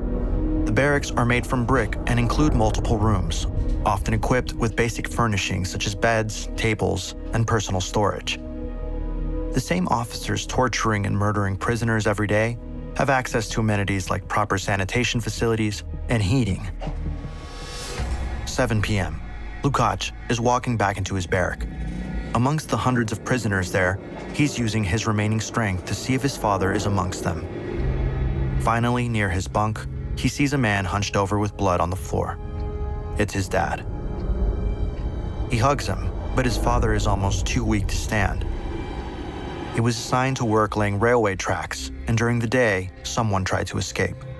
They were shot and killed on the spot. Almost everyone else in the group was beaten badly, including his father.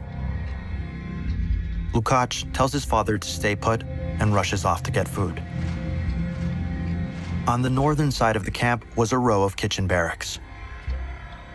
There was 1 or 2 for each section of the different population groups. Inside, prisoners are preparing dinner for the workers. Lukács arrives and manages to find 2 stale pieces of bread and a small sausage. He quickly hurries back. While his father recovered in his bunk, from the corner of his eye, Lukács noticed a small group of prisoners huddled together on the dirt floor. They were playing chess. The pieces were crudely fashioned from wood. The board itself was scratched into the dirt floor. Its lines uneven, but clear enough to follow. One of the men saw Lukács hovering over and invited him to join. For a few minutes, they weren't in Auschwitz. They weren't prisoners. They were chess players, strategists, tacticians. For the next few months, these were the only moments Lukács looked forward to. The summer of 1944 brought nearly 2 months of hell for Lukács and his father, as the Nazi war machine rapidly crumbled. In the east, Soviet forces were advancing, reclaiming nearly 100,000 square kilometers of territory. Time was running out for the Nazis, but it was also running out for Lukács and the thousands of other prisoners still trapped inside. 6 a.m., August 1st, 1944. Since their arrival inside nearly 2 months ago, Lukács and his father had faced a brutal life. Little food, no breaks, and constant beatings. Outside, reporting to their work assignment, Lukács realizes his father is barely conscious. Then, he hears a thump. A few meters away, his father collapsed into the mud and is not moving. Lukács paused for a moment, wondering how he could get him to the prisoner's hospital. Many prisoners suffered from tuberculosis, malaria, meningitis, and dysentery. Lukács' dad is suffering from the same fate as countless others: exhaustion mixed with starvation. Yeah, I'm gonna be honest, I'm not following this. This section of the camp consisted of over a dozen barracks in repulsive conditions. Oh, we might as well finish it. Camp doctors could not help many of their patients. They were also prisoners themselves. Even if he was transported to the hospital, the conditions were so squalid that the chances of survival would be extremely low. At night, rats would chew away at the legs of the sick, both those alive and dead. An SS guard approaches Lukács' father and screams at him to raise himself up. He musters whatever strength he has to shakily stand, but his fate is sealed. The guard gives one signal, and 2 other guards come to escort him away. He won't be heading to the hospital. Sorry if it was loud. Lukács' father is placed in a steady moving line entering the crematorium building number 2 in the northwest of the camp, away from the prisoner barracks. These 4 structures are built with deceptive facades to prevent panic about the imminent fate. Inside, the room is bare and windowless, except for one unsettling feature: a series of tall, mesh-covered columns that stretch from floor to ceiling. These columns were the delivery system for Zyklon B, the cyanide-based pesticide used to murder prisoners in horrific numbers. Once the chamber is sealed, SS guards drop the gas pellets through these columns, releasing lethal fumes, filling the room within minutes. Each gas chamber was connected to an adjacent crematorium, where the bodies were immediately disposed of. At the peak of the Holocaust in 1944, the camp murdered somewhere between 3,000 to 5,000 people each day.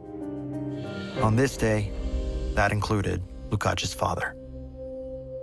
Damn. Between 1944 and January 1945, the Soviets got closer and closer to the German homeland. The SS began to abandon various concentration and labor camps it had built throughout the Eastern Front.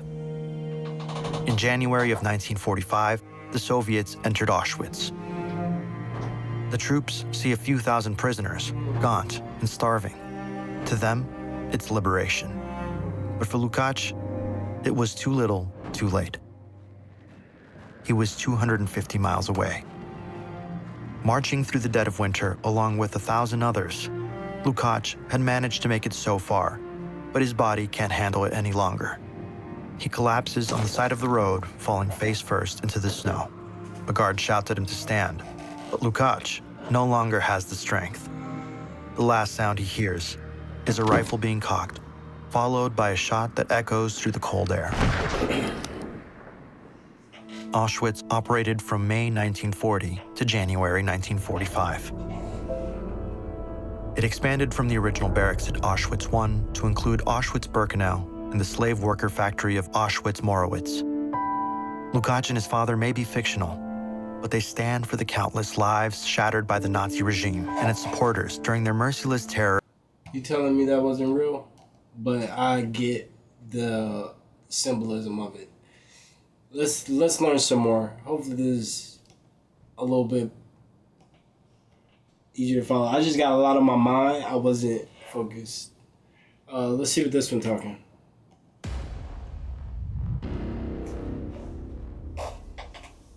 Trigger warning. 1930s in Germany, just before World War II started. Pharmaceutical company, named Temler Verke was working on a new drug. In 1937, they released a little white pill called Pervitin. It looked harmless, just a small tablet you could buy at the pharmacy without a prescription. But inside that pill was something really powerful. It was methamphetamine hydrochloride. Dang. Basically, it was crystal meth, but legal. Methamphetamine wasn't new. It was first made in Japan in 1893 and later turned into a tablet form by the 1910s. Yeah, I was just about to say them. A lot of people was on them opioids, and back in the day, it was regular. It was like weed nowadays, but everybody on opioids. Opioids. I don't know if I'm saying that right. I have a little accent. Opiates. Opioids. Opiates. But with that being said, that's crazy that just the average person was doing meth back in the day. But Temler's version was the one that really took off.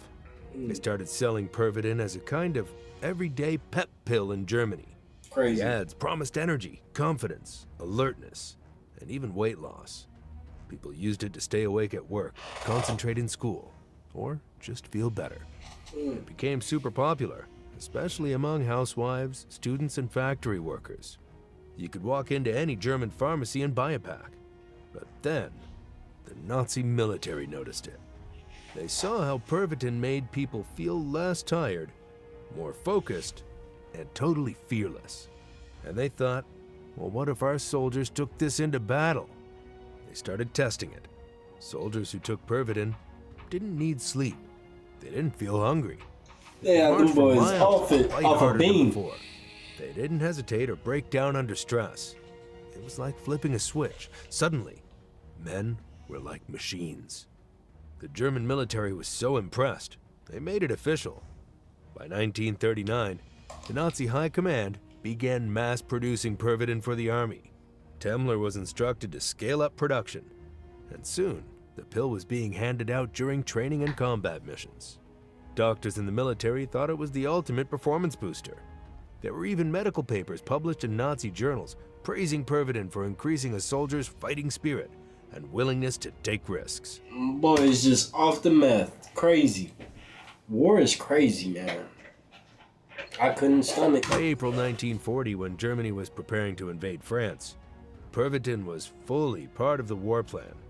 Military pharmacists handed out 35 million tablets to soldiers just for that campaign alone. Soldiers would pop 2 or 3 pills and go without sleep for 2 or 3 days. Dang. Some marched over 50 kilometers without rest. Others drove tanks all night long with perfect focus. Pilots flew missions while totally wired. It gave the Nazis a temporary edge.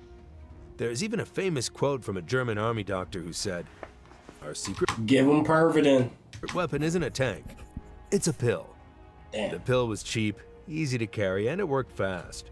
Pervitin became known as Stuka-Tabletten, named after the Stuka dive bombers, and also Go Pills. Soldiers nicknamed it Panzer Schokolade, which means tank chocolate, because sometimes it was mixed into candy or chocolate to make it easier to take. The Nazis had a battle plan that shocked the world. It was called Blitzkrieg, which means lightning war in German. The idea was simple. Hit fast, hit hard, and don't give the enemy time to breathe. They would use tanks, planes, and foot soldiers to smash through borders before the enemy could even figure out what was happening. But this kind of war wasn't normal. It needed a special kind of soldier. Someone who could go for days without sleep, push through pain, and move like a machine. Them boys is jumping. Pervitin came in. Tank crews would take a few tablets and stay awake for 3 or 4 days straight. The same thing happened in the air. Luftwaffe pilots, especially bomber crews, were flying long missions across Europe while high on meth.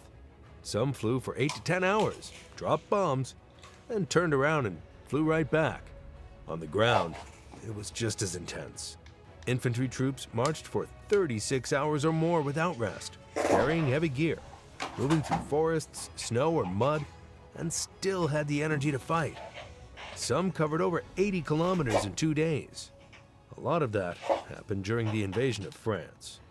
One of the most famous examples happened in May 1940, during the push through the Ardennes forest. This area was supposed to be impossible to cross with tanks. The French didn't expect the Germans to come through there. They thought it was too difficult. The Nazis did the impossible, and they did it fast. German forces broke through the Ardennes in record time, completely surprising British and French troops. Most of those Nazi soldiers hadn't slept for days. They were kept going by a steady supply of meth. In fact, some commanders were instructed to give troops 2 Pervitin tablets per day, and more if needed during combat. The drug had a dark side. After the high came the crash. Once Pervitin wore off, the effects were brutal. Soldiers would suddenly feel dizzy, paranoid, and weak. Damn. Some collapsed in the middle of battle, unable to move. Others became aggressive and confused. A few even experienced hallucinations, thinking they were being hunted or surrounded when nothing was there. In some cases, entire squads had to be pulled out of the battlefield just because the crash hit all at once. Damn. There were even early reports of soldiers going insane, screaming, shaking, or refusing to follow orders because they thought they were being attacked by invisible enemies. By the end of 1940, some military doctors started noticing the side effects. They reported cases of addiction, psychosis, and extreme emotional breakdowns. But even then, the army kept using it because it worked in the short term. Meth didn't just make Nazi soldiers faster or stronger. It may have made them more violent, more heartless, and even more evil, especially inside the SS, the Nazi group responsible for the worst crimes of the war. The Schutzstaffel, or SS, wasn't just a regular military group. They were deeply loyal to Hitler, trained to obey without question, and were in charge of things like the death squads and the concentration camps, including Auschwitz, Treblinka, and Majdanek. There's strong evidence that many SS members were addicted to meth, and not just meth, but also morphine and other opioids. This mix created a deadly cocktail. Meth made them alert and aggressive. Morphine made them numb and emotionless. Damn. Together, these drugs may have helped them carry out the most inhuman acts without hesitation. Some Nazi doctors believed these drugs were useful for keeping the troops cold-blooded. Others just didn't care what the drugs did to people. They were more focused on results. Inside the camps, doctors like Dr. Karl Klauberg and Dr. Eduard Wirths used prisoners as lab rats. At Auschwitz, Dachau, and Sachsenhausen, victims were injected with meth to test how long a human could survive without sleep or food. Damn. Some were pushed until their hearts literally stopped beating. One experiment in Dachau involved freezing prisoners to see how long they could survive. They were given meth to try and extend their endurance. Others were starved while high to see if the drug could keep them alive longer. Most of them died in agony. The SS officers themselves were often so deep into their own drug use that they lost all touch with reality. There were cases where SS guards hallucinated, screaming at shadows or imagining that prisoners were planning attacks. One SS guard at Majdanek reportedly shot multiple prisoners because he thought they were whispering in his head. They weren't saying anything. It was the meth talking. Damn. Another officer was seen shaking violently, unable to stand, and then suddenly went into a rage, beating a prisoner to death with his bare hands. Witnesses said he was foaming at the mouth, likely having a drug-induced breakdown. By Motherfucker had rabies, bro. Set it ablaze. 1943, the drug abuse in the SS had gotten so bad that Nazi leadership started to notice. Internal reports said officers were unstable, unpredictable, and in some cases, completely insane. They weren't just following orders anymore, they were acting out in wild, personal acts of violence. But by then, it was too late. The Nazi high command tried... I don't know if I can finish that. See if we got...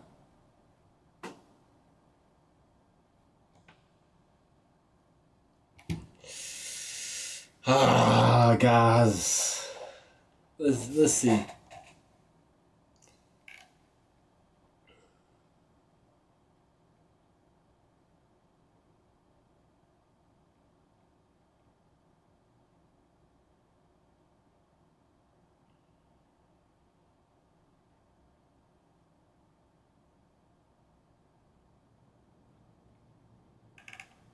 Tried to slow down the use of Pervitin, especially in the SS, but the damage had already been done.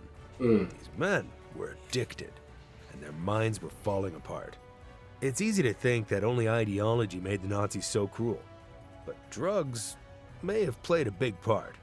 Meth didn't cause the hate, but it likely removed whatever thin line was left between orders and total savagery. It gave them the energy, the focus, and the rage to carry out things no normal person could do for that long, or with that level of brutality. Now, let's talk about Adolf Hitler himself. What most people don't know is that Hitler wasn't just giving drugs to his army. He was taking a lot of drugs himself, and not just sometimes. This was a regular daily thing. He had a personal doctor named Theodor Morell. Morell acted more like a personal drug supplier in a white coat.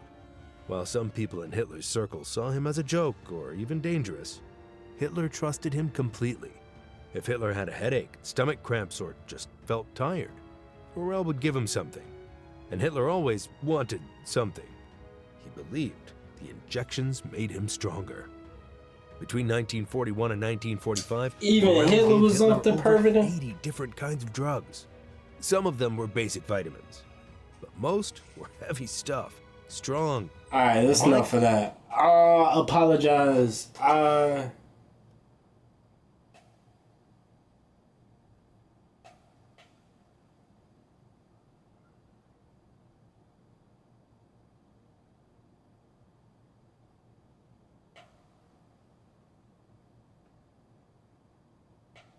Yeah, that was just enough of that. Now, let's get into some important matters, okay? This is a PSA because 1 in 3 black men are in the system. I'm going to be honest, I did a little community service. I'm a little bit in the system, but 1 in 3. And we got to change that because they going to turn you out. And I see an epidemic in the community. We gotta save our people. So we gonna watch how if we keep doing dumb shit, specifically y'all, not even specifically you, but just as a collective, because I know you ain't out here doing stupid shit.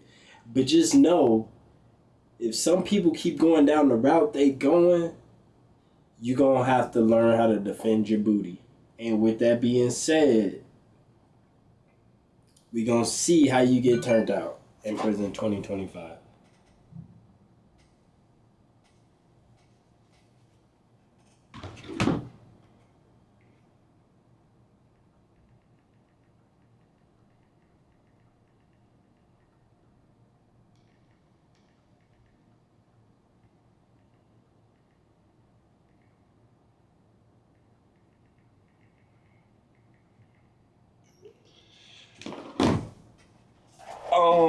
Yeah, so keep going down the route, y'all. Fuckers keep going down. I'm trying to save you. This is gonna be your step by step how to not get your booty snatched. Let's get into it.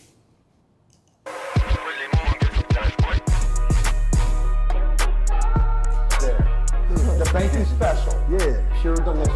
Pure deliciousness, man. My name is Banky, man. Everybody calls me Banky. That's the name that I got from my grandmother when I was young. I'm coming out here after 30 years. Yeah, I ain't got nothing, but I'm gonna have something because I'm rich in personality, you know, and I'm rich in love. My family love me, and that's really all that counts. Hey, man, shout out to everybody out there on Team Banky Pam, man. I appreciate the Shout out. I appreciate the support. Boom, boom, boom. Yeah. What's up, man? TBP Nation, big love to everybody out there who's with this movement. Everybody that rocks with the platform, everybody that got the membership videos, big love. Appreciate you from the bottom of my heart. I'm gonna give y'all some good game today. Oh my God, and I'm here for it. I guess this is some good game. Hey, y'all better listen up.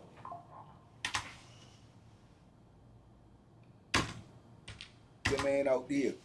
Take note while you out here on the street thugging and wilding out. The old days and the old things you heard about booty young snatch dudes going to prison and, you know, getting turned out or whatever the case may be, you know, the big R word. That ain't how it go down in prison no more. That ain't how it go down in prison no more. And you got to think, I went in prison in the late 80s, right?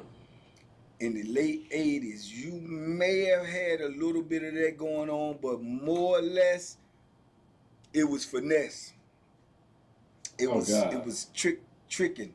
It was con. It was fear, but not necessarily like the old days, like fear of the knife. Like they put the philosophy in your head, not necessarily the knife to your throat, right? So what I mean by that is this. I seen throughout my entire bit, I actually, when I was thinking about it the other day, I actually seen or know of, I didn't actually see, but know of a dude getting tricked out of his manhood even before I even hit the penitentiary in receiving, which is prison, but not technically, it's not the open spread. You're in receiving, you're going through the process and all of this and all of that. When you leave that, you going to the penitentiary that you're going to. After you leave receiving, you get processed in, they get all of your information done, get your file in order, you know, what your medical record is, what you're allergic to, what you're not, your blood type, your stat, everything, they get that, all of that in order, and then you get processed, you get assigned to penitentiary. When you finish with receiving, that's where you're going. So I'm in receiving when I see or know of the first dude in my penitentiary stay getting turned out. And he didn't get turned out by somebody saying, you know, boom, boom, boom, just give me your booty. They didn't go down like that. And I know how it went down because niggas was in there flirting. Because we actually go outside for rec. We actually had the little park rec where we had to sit there, watch TV, play cards, do whatever. And I heard the dudes talking about it, and they laughing and joking about it. But two of these dudes were dudes that had been in the penitentiary before, and they coming back in, right? And they still had to go through the process of receiving. Even though they coming back in the penitentiary, you still got to go through receiving. So I'm hearing these jokers talk about this joke because I'm in earshot. Not that I'm ear hustling, but I'm in earshot. There is a difference. Ear hustling is when dudes is trying to hear something. Earshot is you just in the vicinity to hear it. You understand? And I heard it, and I'm like, I'm keeping this stone face on the whole time because I'm in receiving. This is my first run too, but I'm like, man, what the? But okay, so the best of my knowledge, this is how this went down. So one dude had a little young white dude in his cell. In receiving, you got a cell partner too, right? He had the little white dude in his cell. He plotting on the little white dude, right? So what he did was he told a couple of his buddies to start jigging at the little white boy, saying little things to him, little sexual things to him, patting him on his butt. The white boy already, you can look at him and you see fear in him. He's scared. I don't know how much time he got. I don't know what he locked up for, but you can look at him and tell he's scared. He petrified, right? So this is Sally though. So it's Sally telling him that he been in the penitentiary before. This is second run. You know what I'm saying? He got in trouble again, whatever, violated, whatever the case may be. So he said, man, you all right in here, woo. So all the time he done sit these dudes on him, and now he started telling his Sally is confident in him because he's looking at him like he you know what I'm saying, he respected, he cool, he my Sally. He telling him, man, yeah, these dudes is coming at me with this, you know, this sexual stuff and sexual rigmarole. What the hell? Honestly, you just gotta throw hands about it. In my opinion.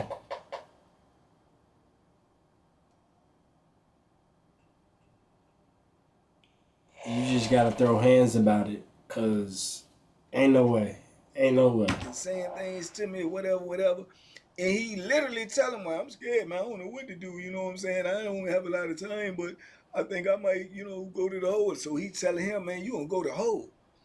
If you go to the hole, you're gonna have to do that your whole bit, man. You're gonna be, you know what I'm saying? Dude's gonna know you scared. Dude's gonna do this and do that to you, whatever. But he was like, I don't know what to do. You know what I'm saying? So he asked him, is he willing to fight? He was like, he won't trying to fight. He was like, man, well, I get you a knife and, you know what I'm saying, I'm going to stand up for you. You going to stand up for yourself, but you got to stand up too. He was like, he ain't want no knife. He don't want that type of problems. He don't want no type of wreck. So he was like, man, what you going to do? He was like, I don't know. It was nice to you. He said, well, I can't fight for you, man, because, you know what I'm saying, I don't really know you like that. You might sell it and everything, man, but I might have to hurt somebody. I might get some more time. You know what I'm saying? What I'm going to get for that? I can't get nothing out of that. You know what I'm saying? What I'm going to get out of that? So this the old pimp and roll situation. He said, I'm gonna protect you. Give me that booty. Game that he run into him. So he tell him, I'm gonna talk to the dudes or whatever. I'm gonna see if I can keep them above you though, cause you my selling. So he like, all right, boom, boom, boom. I appreciate it, So he more or less now kind of like scared to come out the cell. So when they call him wreck and this and that, he standing in the cell, Celly going out. His Celly goes out, putting his whole plan in order, come back in the cell doing count. He tells him, yeah, they want you, man. They talking about, you know what I'm saying, taking it from you, man. You know, they talking about running down on you, you know what I'm saying, the mob. Or sometimes they ask me to get out the cell. You know what I'm saying? If I don't want nothing to do with it, get out the cell, because they going to come in the cell. They come in here and they get you, right? He's scared to death. He don't know what to do. What? They coming to get me? Yeah, they coming to get you. They want your booty. You dig? So he like crazy, going, I don't know what to do. He said the dude literally crying in there, telling me, man, he telling them, look, I give you a knife. You want me to give you a knife? I got a knife. So he flashed the knife on him. He got a knife. So I give you the knife because you just fight him off. You know what I'm saying? He telling him he don't want the knife. He don't want to fight him off. Well, he said, well, what you gonna do? He said, I'll fight him off for you, but if I fight him off for you, what you gonna do for me? So he was like, what you mean? So he said, man, I ain't trying to do it to you or nothing, but, you know, you can do something, man. I mean, you know, you can, you know what I'm saying? He said, what? He said, give some head. What? You suck on me. I mean, man, I'm locked up too, man. I mean, you know, I got needs like the next man. But it's up to you. I ain't going to make you do it. I ain't going to force you to do it. But, you know, if you do that, I mean, I face them for you. I keep them up off you. Damn. You ain't got to worry about that. What they going to do to you better protect yourself. So that's up to you, man. I ain't going to force you, man. If you don't want to do it, man, I'm just go ahead and get on out the way, man, when the door's open. Because they coming in here, man, and you do what you got to do. So he said, dude. You ass out. You in prison anyway. God damn. When he got on the bunk, started crying and scared and everything, and he said he climbed up on his bunk and he just laying down there. He said about 10, 15 minutes later, the dude say, so if I do that, you gonna make sure they don't bother me? What? He said, yeah, for sure. He told him, all right, and he did it. Now that's what you call getting tricked out your manhood. He tricked them. You know what I'm saying? Because it won't even no threat. Them dudes was not even coming at him. Yeah. You know? So now once he done did that, now you gotta give him the booty. Time he come out, he go out the cell, he telling, like acting like he hollering at the dudes, woo, do it. So he get that all straight. He come back in the cell when count clear again and tell dudes, man, that's cool. They know, man. They know don't mess with you, man. Because I told them, man, if they mess with you, they got to mess with me. If they mess with me, they got to be ready to die. So boom, so he like, oh man, I appreciate it. So now he telling him, man, yeah, I mean, I got you, man, you got me. Now he getting it every night. Yeah, until it turned on him. Because he kept doing it. He was doing it for probably about a month, you know what I'm saying, or close to a month, because we don't even stay in the receiving that long. So he doing it for a couple of weeks. And I guess the boy got tired of doing it, or he got on the phone and told his people, right? And when he told his people, them people listened to them phone calls. And them people heard that phone call and called him over there to the watch commander office. So when they called him over there to the watch commander office and asked him about what the conversation was with him and his people on that phone, he broke down and told her, man, they came and got old boy, man, and locked him up so fast and put the beats on him. Boom, boom, boom, Beats by Dre. Locked him up, sent him on to the home. Wait, he lost me. Who getting beat up right now? And shipped him straight on off. If I'm not mistaken, I think he went to Mecklenburg. Sent him straight to Mecklenburg. You did? And gave him a sexual assault case, man. Damn. You know, a street joint. So, and dude he ain't so much as tell, but he told on that phone, not knowing being green, because he's scared. He petrol. And he telling his people what he gotta do so something else won't happen to him. And they like appalled, which they should have been. And he crying and saying, don't say, but they saying something. Because they scared for him. And that's how it be on the street, though. People is gonna be scared for you. You know what I'm saying? Because they're gonna feel like your life is in danger. And they gonna make a move, man, to try to save their family member, their loved one. And he ended up getting a case for that. And that was in receiving. So I already knew that this stuff is wicked. You know what I'm saying? It's wicked in here. It's wicked. From the gate, this is in receiving, man. So I know it's wicked. You did? And then look, then turn around after this around the same time, I get to fighting with the dude over something that somebody else did. And the dude swung on me, and I had to put the Beats by Dre on him, and they locked me up and sent me to the wall for fighting. So I'm already, you know, is getting engulfed with the flambery, with the skullduggery, with the larceny off top. See what I'm saying? So my education coming into prison was coming at me fast. You cracked my back. It was coming at me fast. Then what happened? I get to the wall. When I get to the wall, within a week or so, I see a dude get brutally murdered. So I'm like, man. So, you know, my mindset at the time, my mind state at the time was insane, bro. I'm talking about insane. I'm telling you, I told you, and I say that because I'm not embarrassed, because it's actually facts. During this time, man, I'm suicidal and homicidal. I'm arguing between both. I got suicide on this shoulder, homicide on this shoulder, because I don't telling y'all don't want this.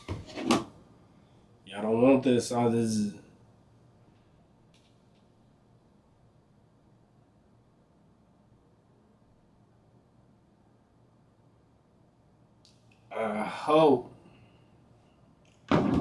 I hope this is a good PSA.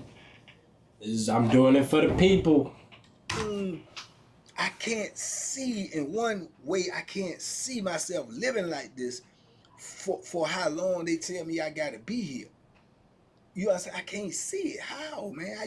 How you function? How you know what I'm saying, focus with all of this going on around you every day? I couldn't see it. I couldn't, you know what I'm saying? I couldn't see the forest for the trees, man. And then on the other hand, I'm like, don't nobody want to die. I don't want to die. I don't want to, you know what I'm saying? I'm young. I ain't even lived. Why do I want to die?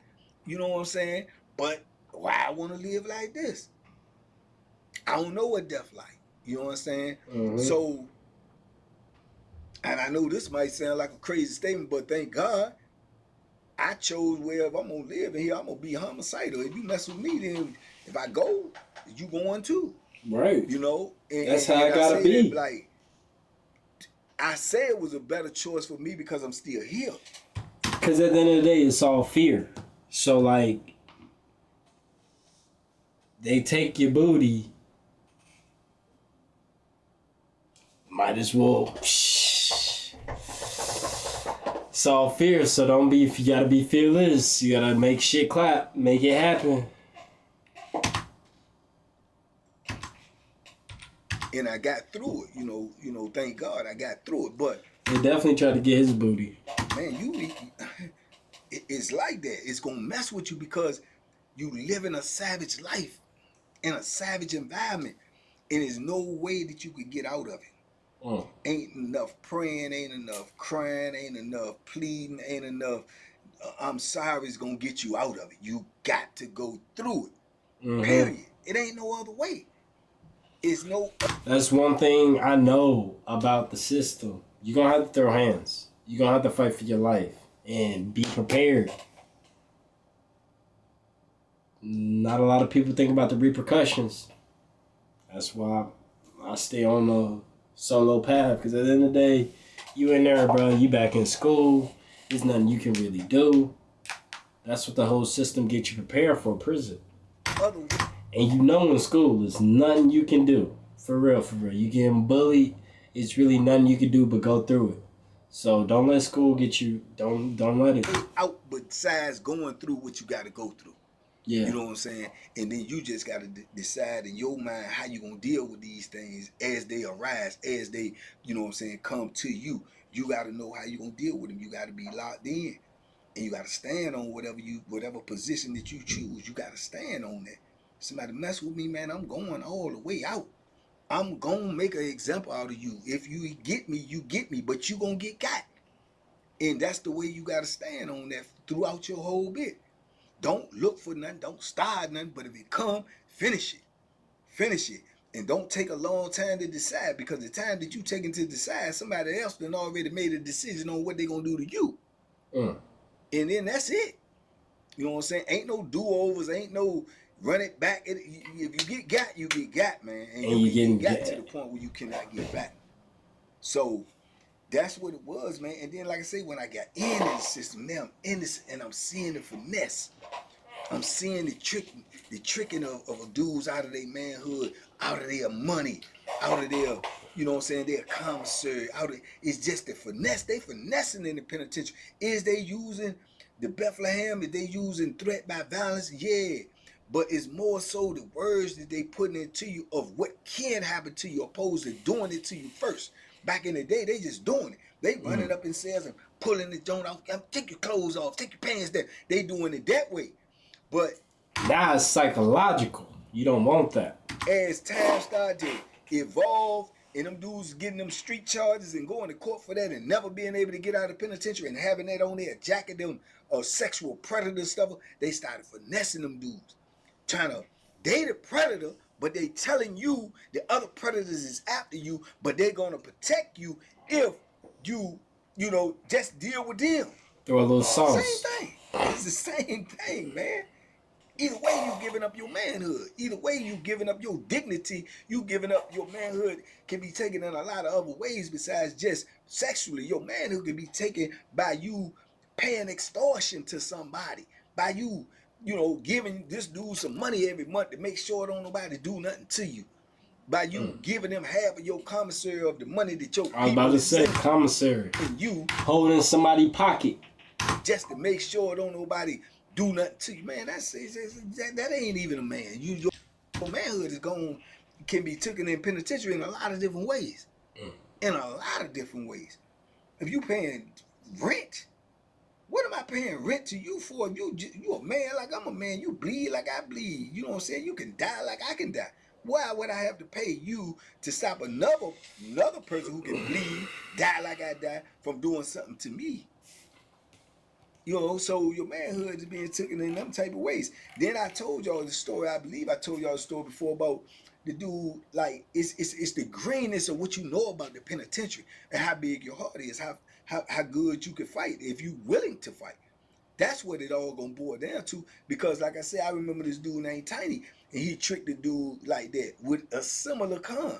And this is probably a decade or two later. So it's still going from the beginning to way in there. So, and Tiny couldn't fight his way out of a wet paper bag. But he had penitentiary experience. He had been in the penitentiary a long time, so he got penitentiary knowledge. He know how to shoot the game, shoot the con, use the word game. You know what I'm saying? On somebody that's green as a pool table 4 times square. So the young dude came in there. In all honesty, the young dude looked like he was gay anyway on the street. But you could come in here gay off the street, but it's your first time in the penitentiary. They see us scared because they don't know how dudes coming at them. But if I had to guess, he was gay because it's just the way he was acting. I could be wrong. Some dudes is feminine like that, but that's just in their mannerisms. But he assumed to be was gay.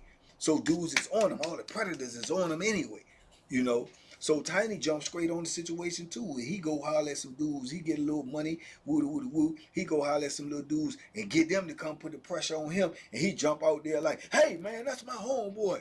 Man, he from down my way. Y'all ain't gonna be doing him like that. No, I ain't going for that. And pull out the Bethlehem and everything. Yeah, y'all do anything to him. Y'all gonna have to see me. You all right? Okay, Tiny, man. We ain't know that's your homeboy. Yeah, goddamn, I mean that. I'ma die for that. Ain't nobody doing that to my homeboy. Dude was literally from this city. You know what I'm saying? And he's still trying to advantage take him. So they back down. So they put, yeah, homeboy, you got any problems, you let me know. I'm telling you, man, they know me. Woo. And he all appreciative things. As a matter of fact, yeah, man, which way you sleeping on? Say you ain't number 3 sales for me, man. Who your selling? You know what I'm saying? Which he done already hollered at his selling. You know, and he's, man, look, man, I'ma holler at your seller. If you cool, I'ma holler at your seller, holler at my seller, let y'all switch, man. And you come on down there with me, homeboy. You know what I'm saying? I'ma take you under my wing. Oh, yeah, that's what's up. Yeah. And you get him down in there, and next thing you know, a week or two later, that's his boy. Damn. You know what I'm saying? That's his boy. You know, but it was all orchestrated. It was all finessed. It was all game. You know what I'm saying? And he the only one who don't know. He the only one who don't know. You know what I'm saying? So it ain't the old school way, man, but it's still going on. It still can happen if you're not built for war. If you're not willing to fight.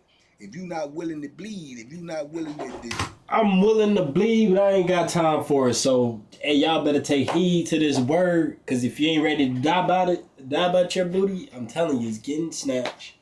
If you ain't ready to be a part of the lifestyle, I'm telling you, stay away from it. Draw blood. It's my good deed of the day. Then anything can happen to you in the penitentiary. Anything. So those things are mandatory. And then you got people that's gonna say, well, yeah, well, I don't want that to happen, and I'll do something. But you got to be willing to get hurt too, because you're not always gonna be on the winning end.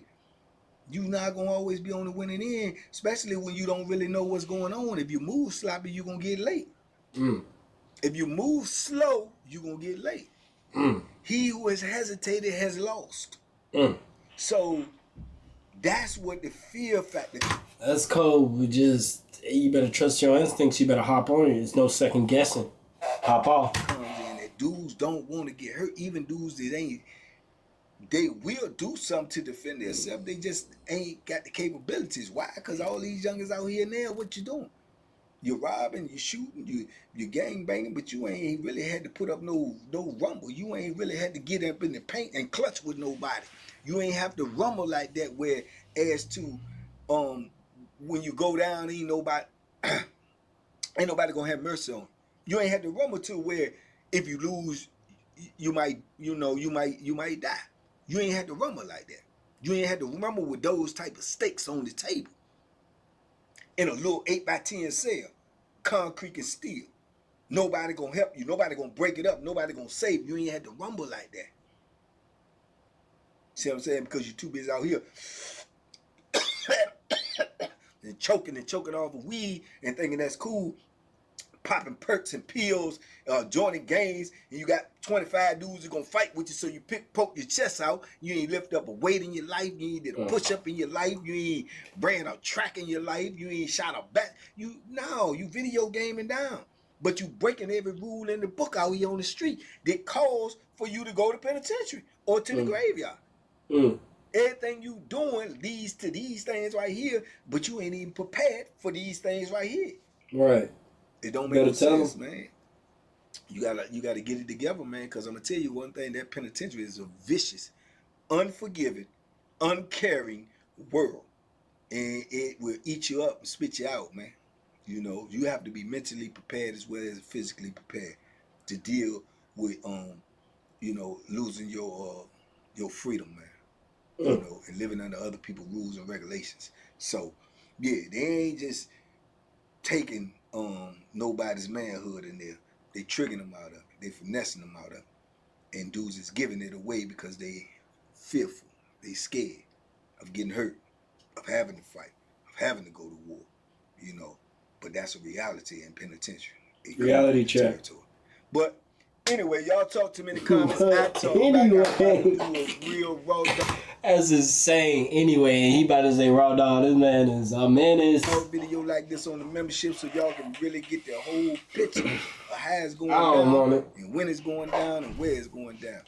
Big love, TBP Nation. Big love. Big shout out to him. I fuck with that. We go ahead and like that. Yeah. I'm telling you, you don't want it. So best to stay out of it. Let's see. We're gonna go ahead and close out of this. Let's end on something nice. Not my email. Yeah, let's go ahead and end it on something nice.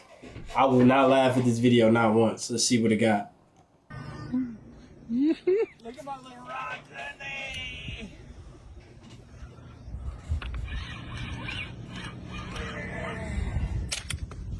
Oh, look at that little rod now, boy.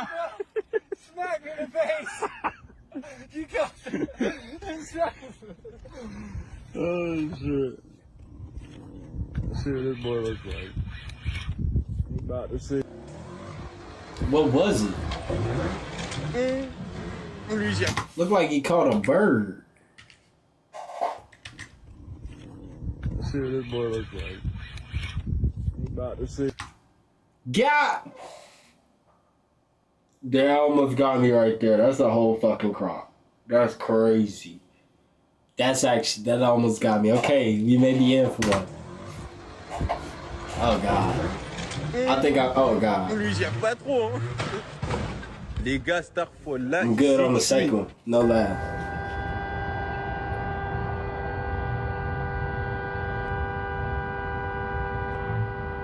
Oh, my God.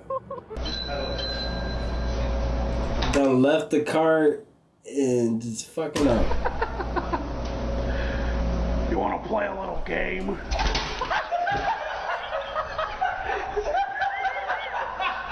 Good on that dropped off one. this car, and they said that the windshield washer fluid gets hot. The windshield washer fluid gets hot. I don't know what they mean by that, so we're gonna test it out right now. Yeah, my dad put up on me with his J's on. All right, now that's trifling. That was trifling, huh? Stop. Turn right. Damn! I said turn right.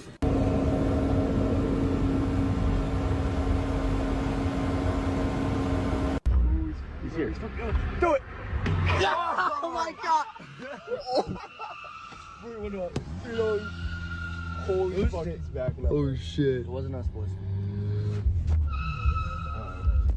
The touchscreen works the same way. Why as do they does cut it? I want to see what happened. Nintendo 3DS comes with an extending stylus. Hello, little stylus. Hello, Mario.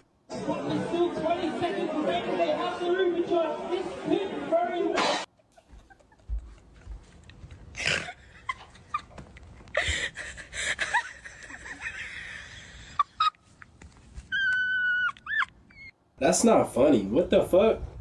All right, bro. Do not do no stupid shit, okay? We going somewhere. I got you. Nigga, bro.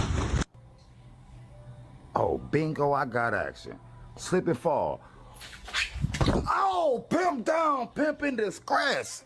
Oh my God, pimp down, pimp in distress. I need $150 million. I wonder, does it work like that?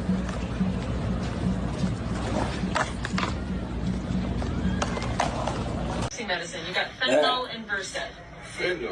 Am I allowed to smile? Cause that almost got me. It's okay. It's not the bad kind of fentanyl. It's the medicine kind of fentanyl. It's okay.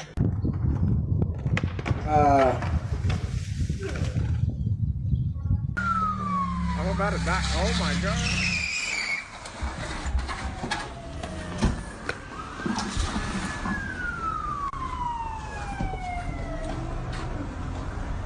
Let me see hands up. Okay, now me. What? Bro, we gotta get this bitch started, man. God damn. Oh man, I just think we need a little juice. Mama said the battery was dead. I don't know.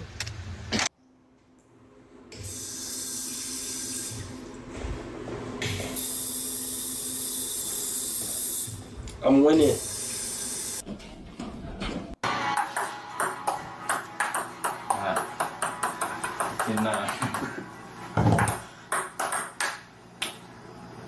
Did you hear the beat to Mario there?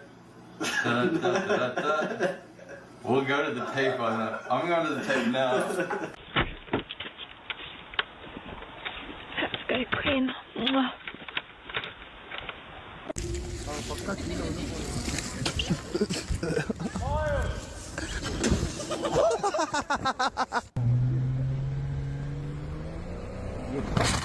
Oh my God.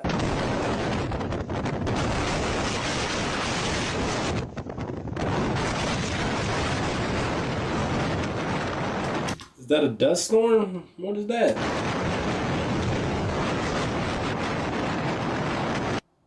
Oh shit, stairs. Rude. Come on in if you got some. Ooh, Instacarter. Ready to be promoted. Senator, march.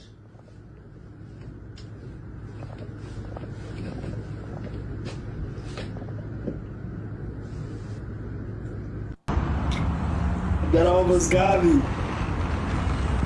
That almost got me. No, they died. That's funny.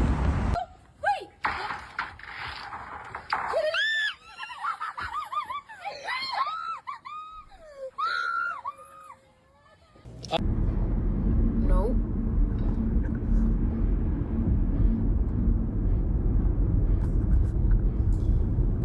That must be the equilibrium. Embraer. Airbus.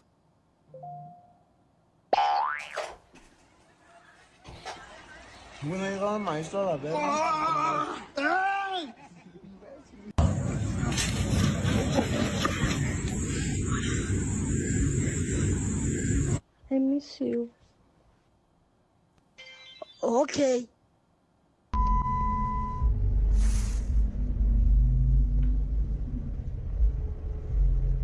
Wait. What the hell is going on there? Why the hell were you honking at me?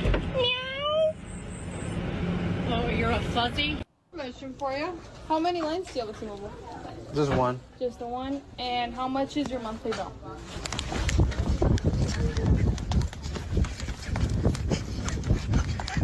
I don't get it.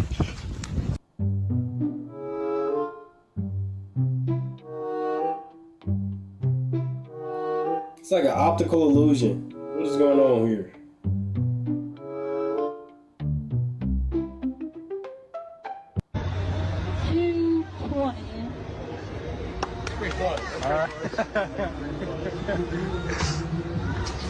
Ooh, power washing. They almost got me. Holy shit! Oh shit! Holy shit! Oh! Oh shit! Oh!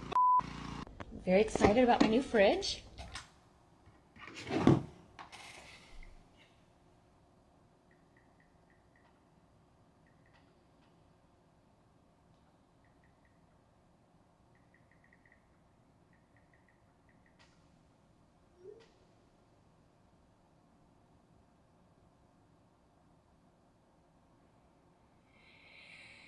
Oh my God. Look. Wait. Here comes the water. Why won't the ice stop? Oh, because I... Dude, there is no way this single beaver built this whole fucking thing. That is incredible. Ja.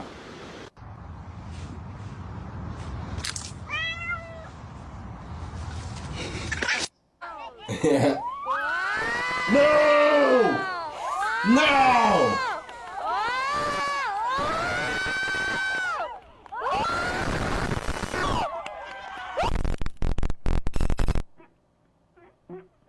Level 2.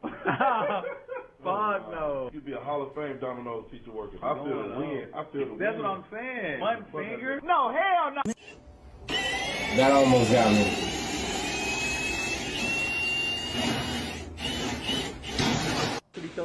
Tell me which one isn't the horn button. Everything's the goddamn horn button. Look at this one too. How does that even make goddamn sense? No idea.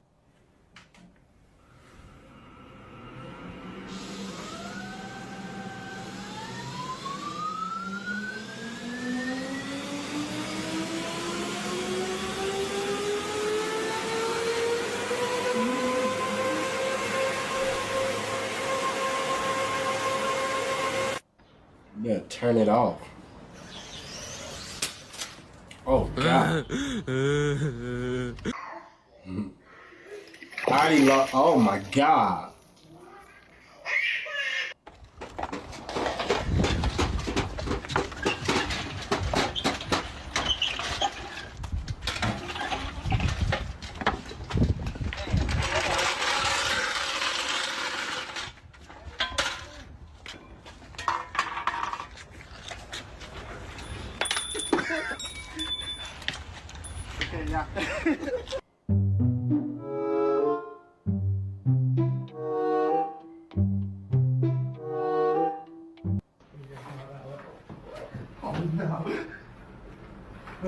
He's not here anymore. Are you so happy?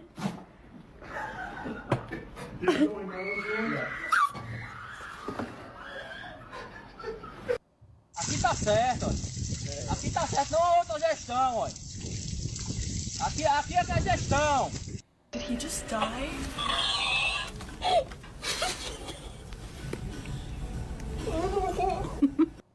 Uma foto.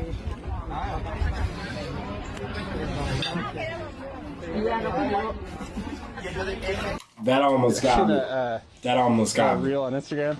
It's like how brake clean is meant to be used, and it shows just going psh, psh, on like a brake run.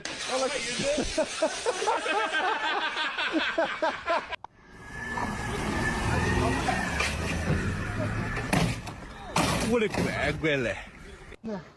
From Chile. Oh God, can cuss. ¿Dónde hay?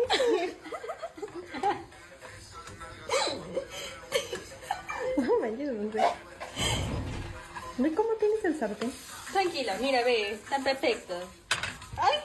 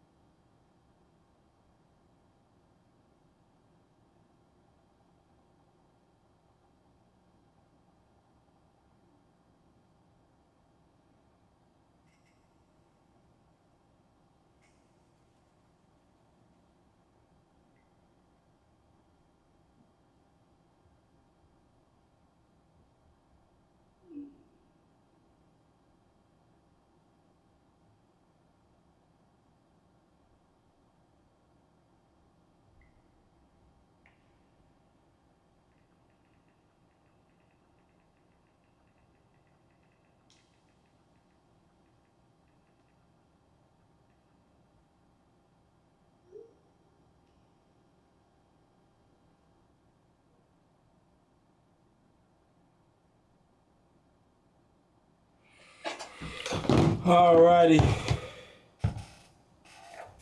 Alright, that's enough of that.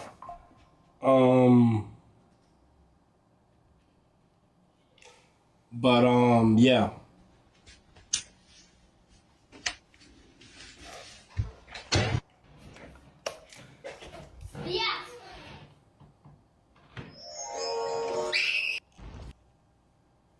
Alright, that's enough of that. Yeah, I'm gonna go ahead and end right here. This is a very, very powerful stream. We learned a little. We had some laughs. We had some spooks.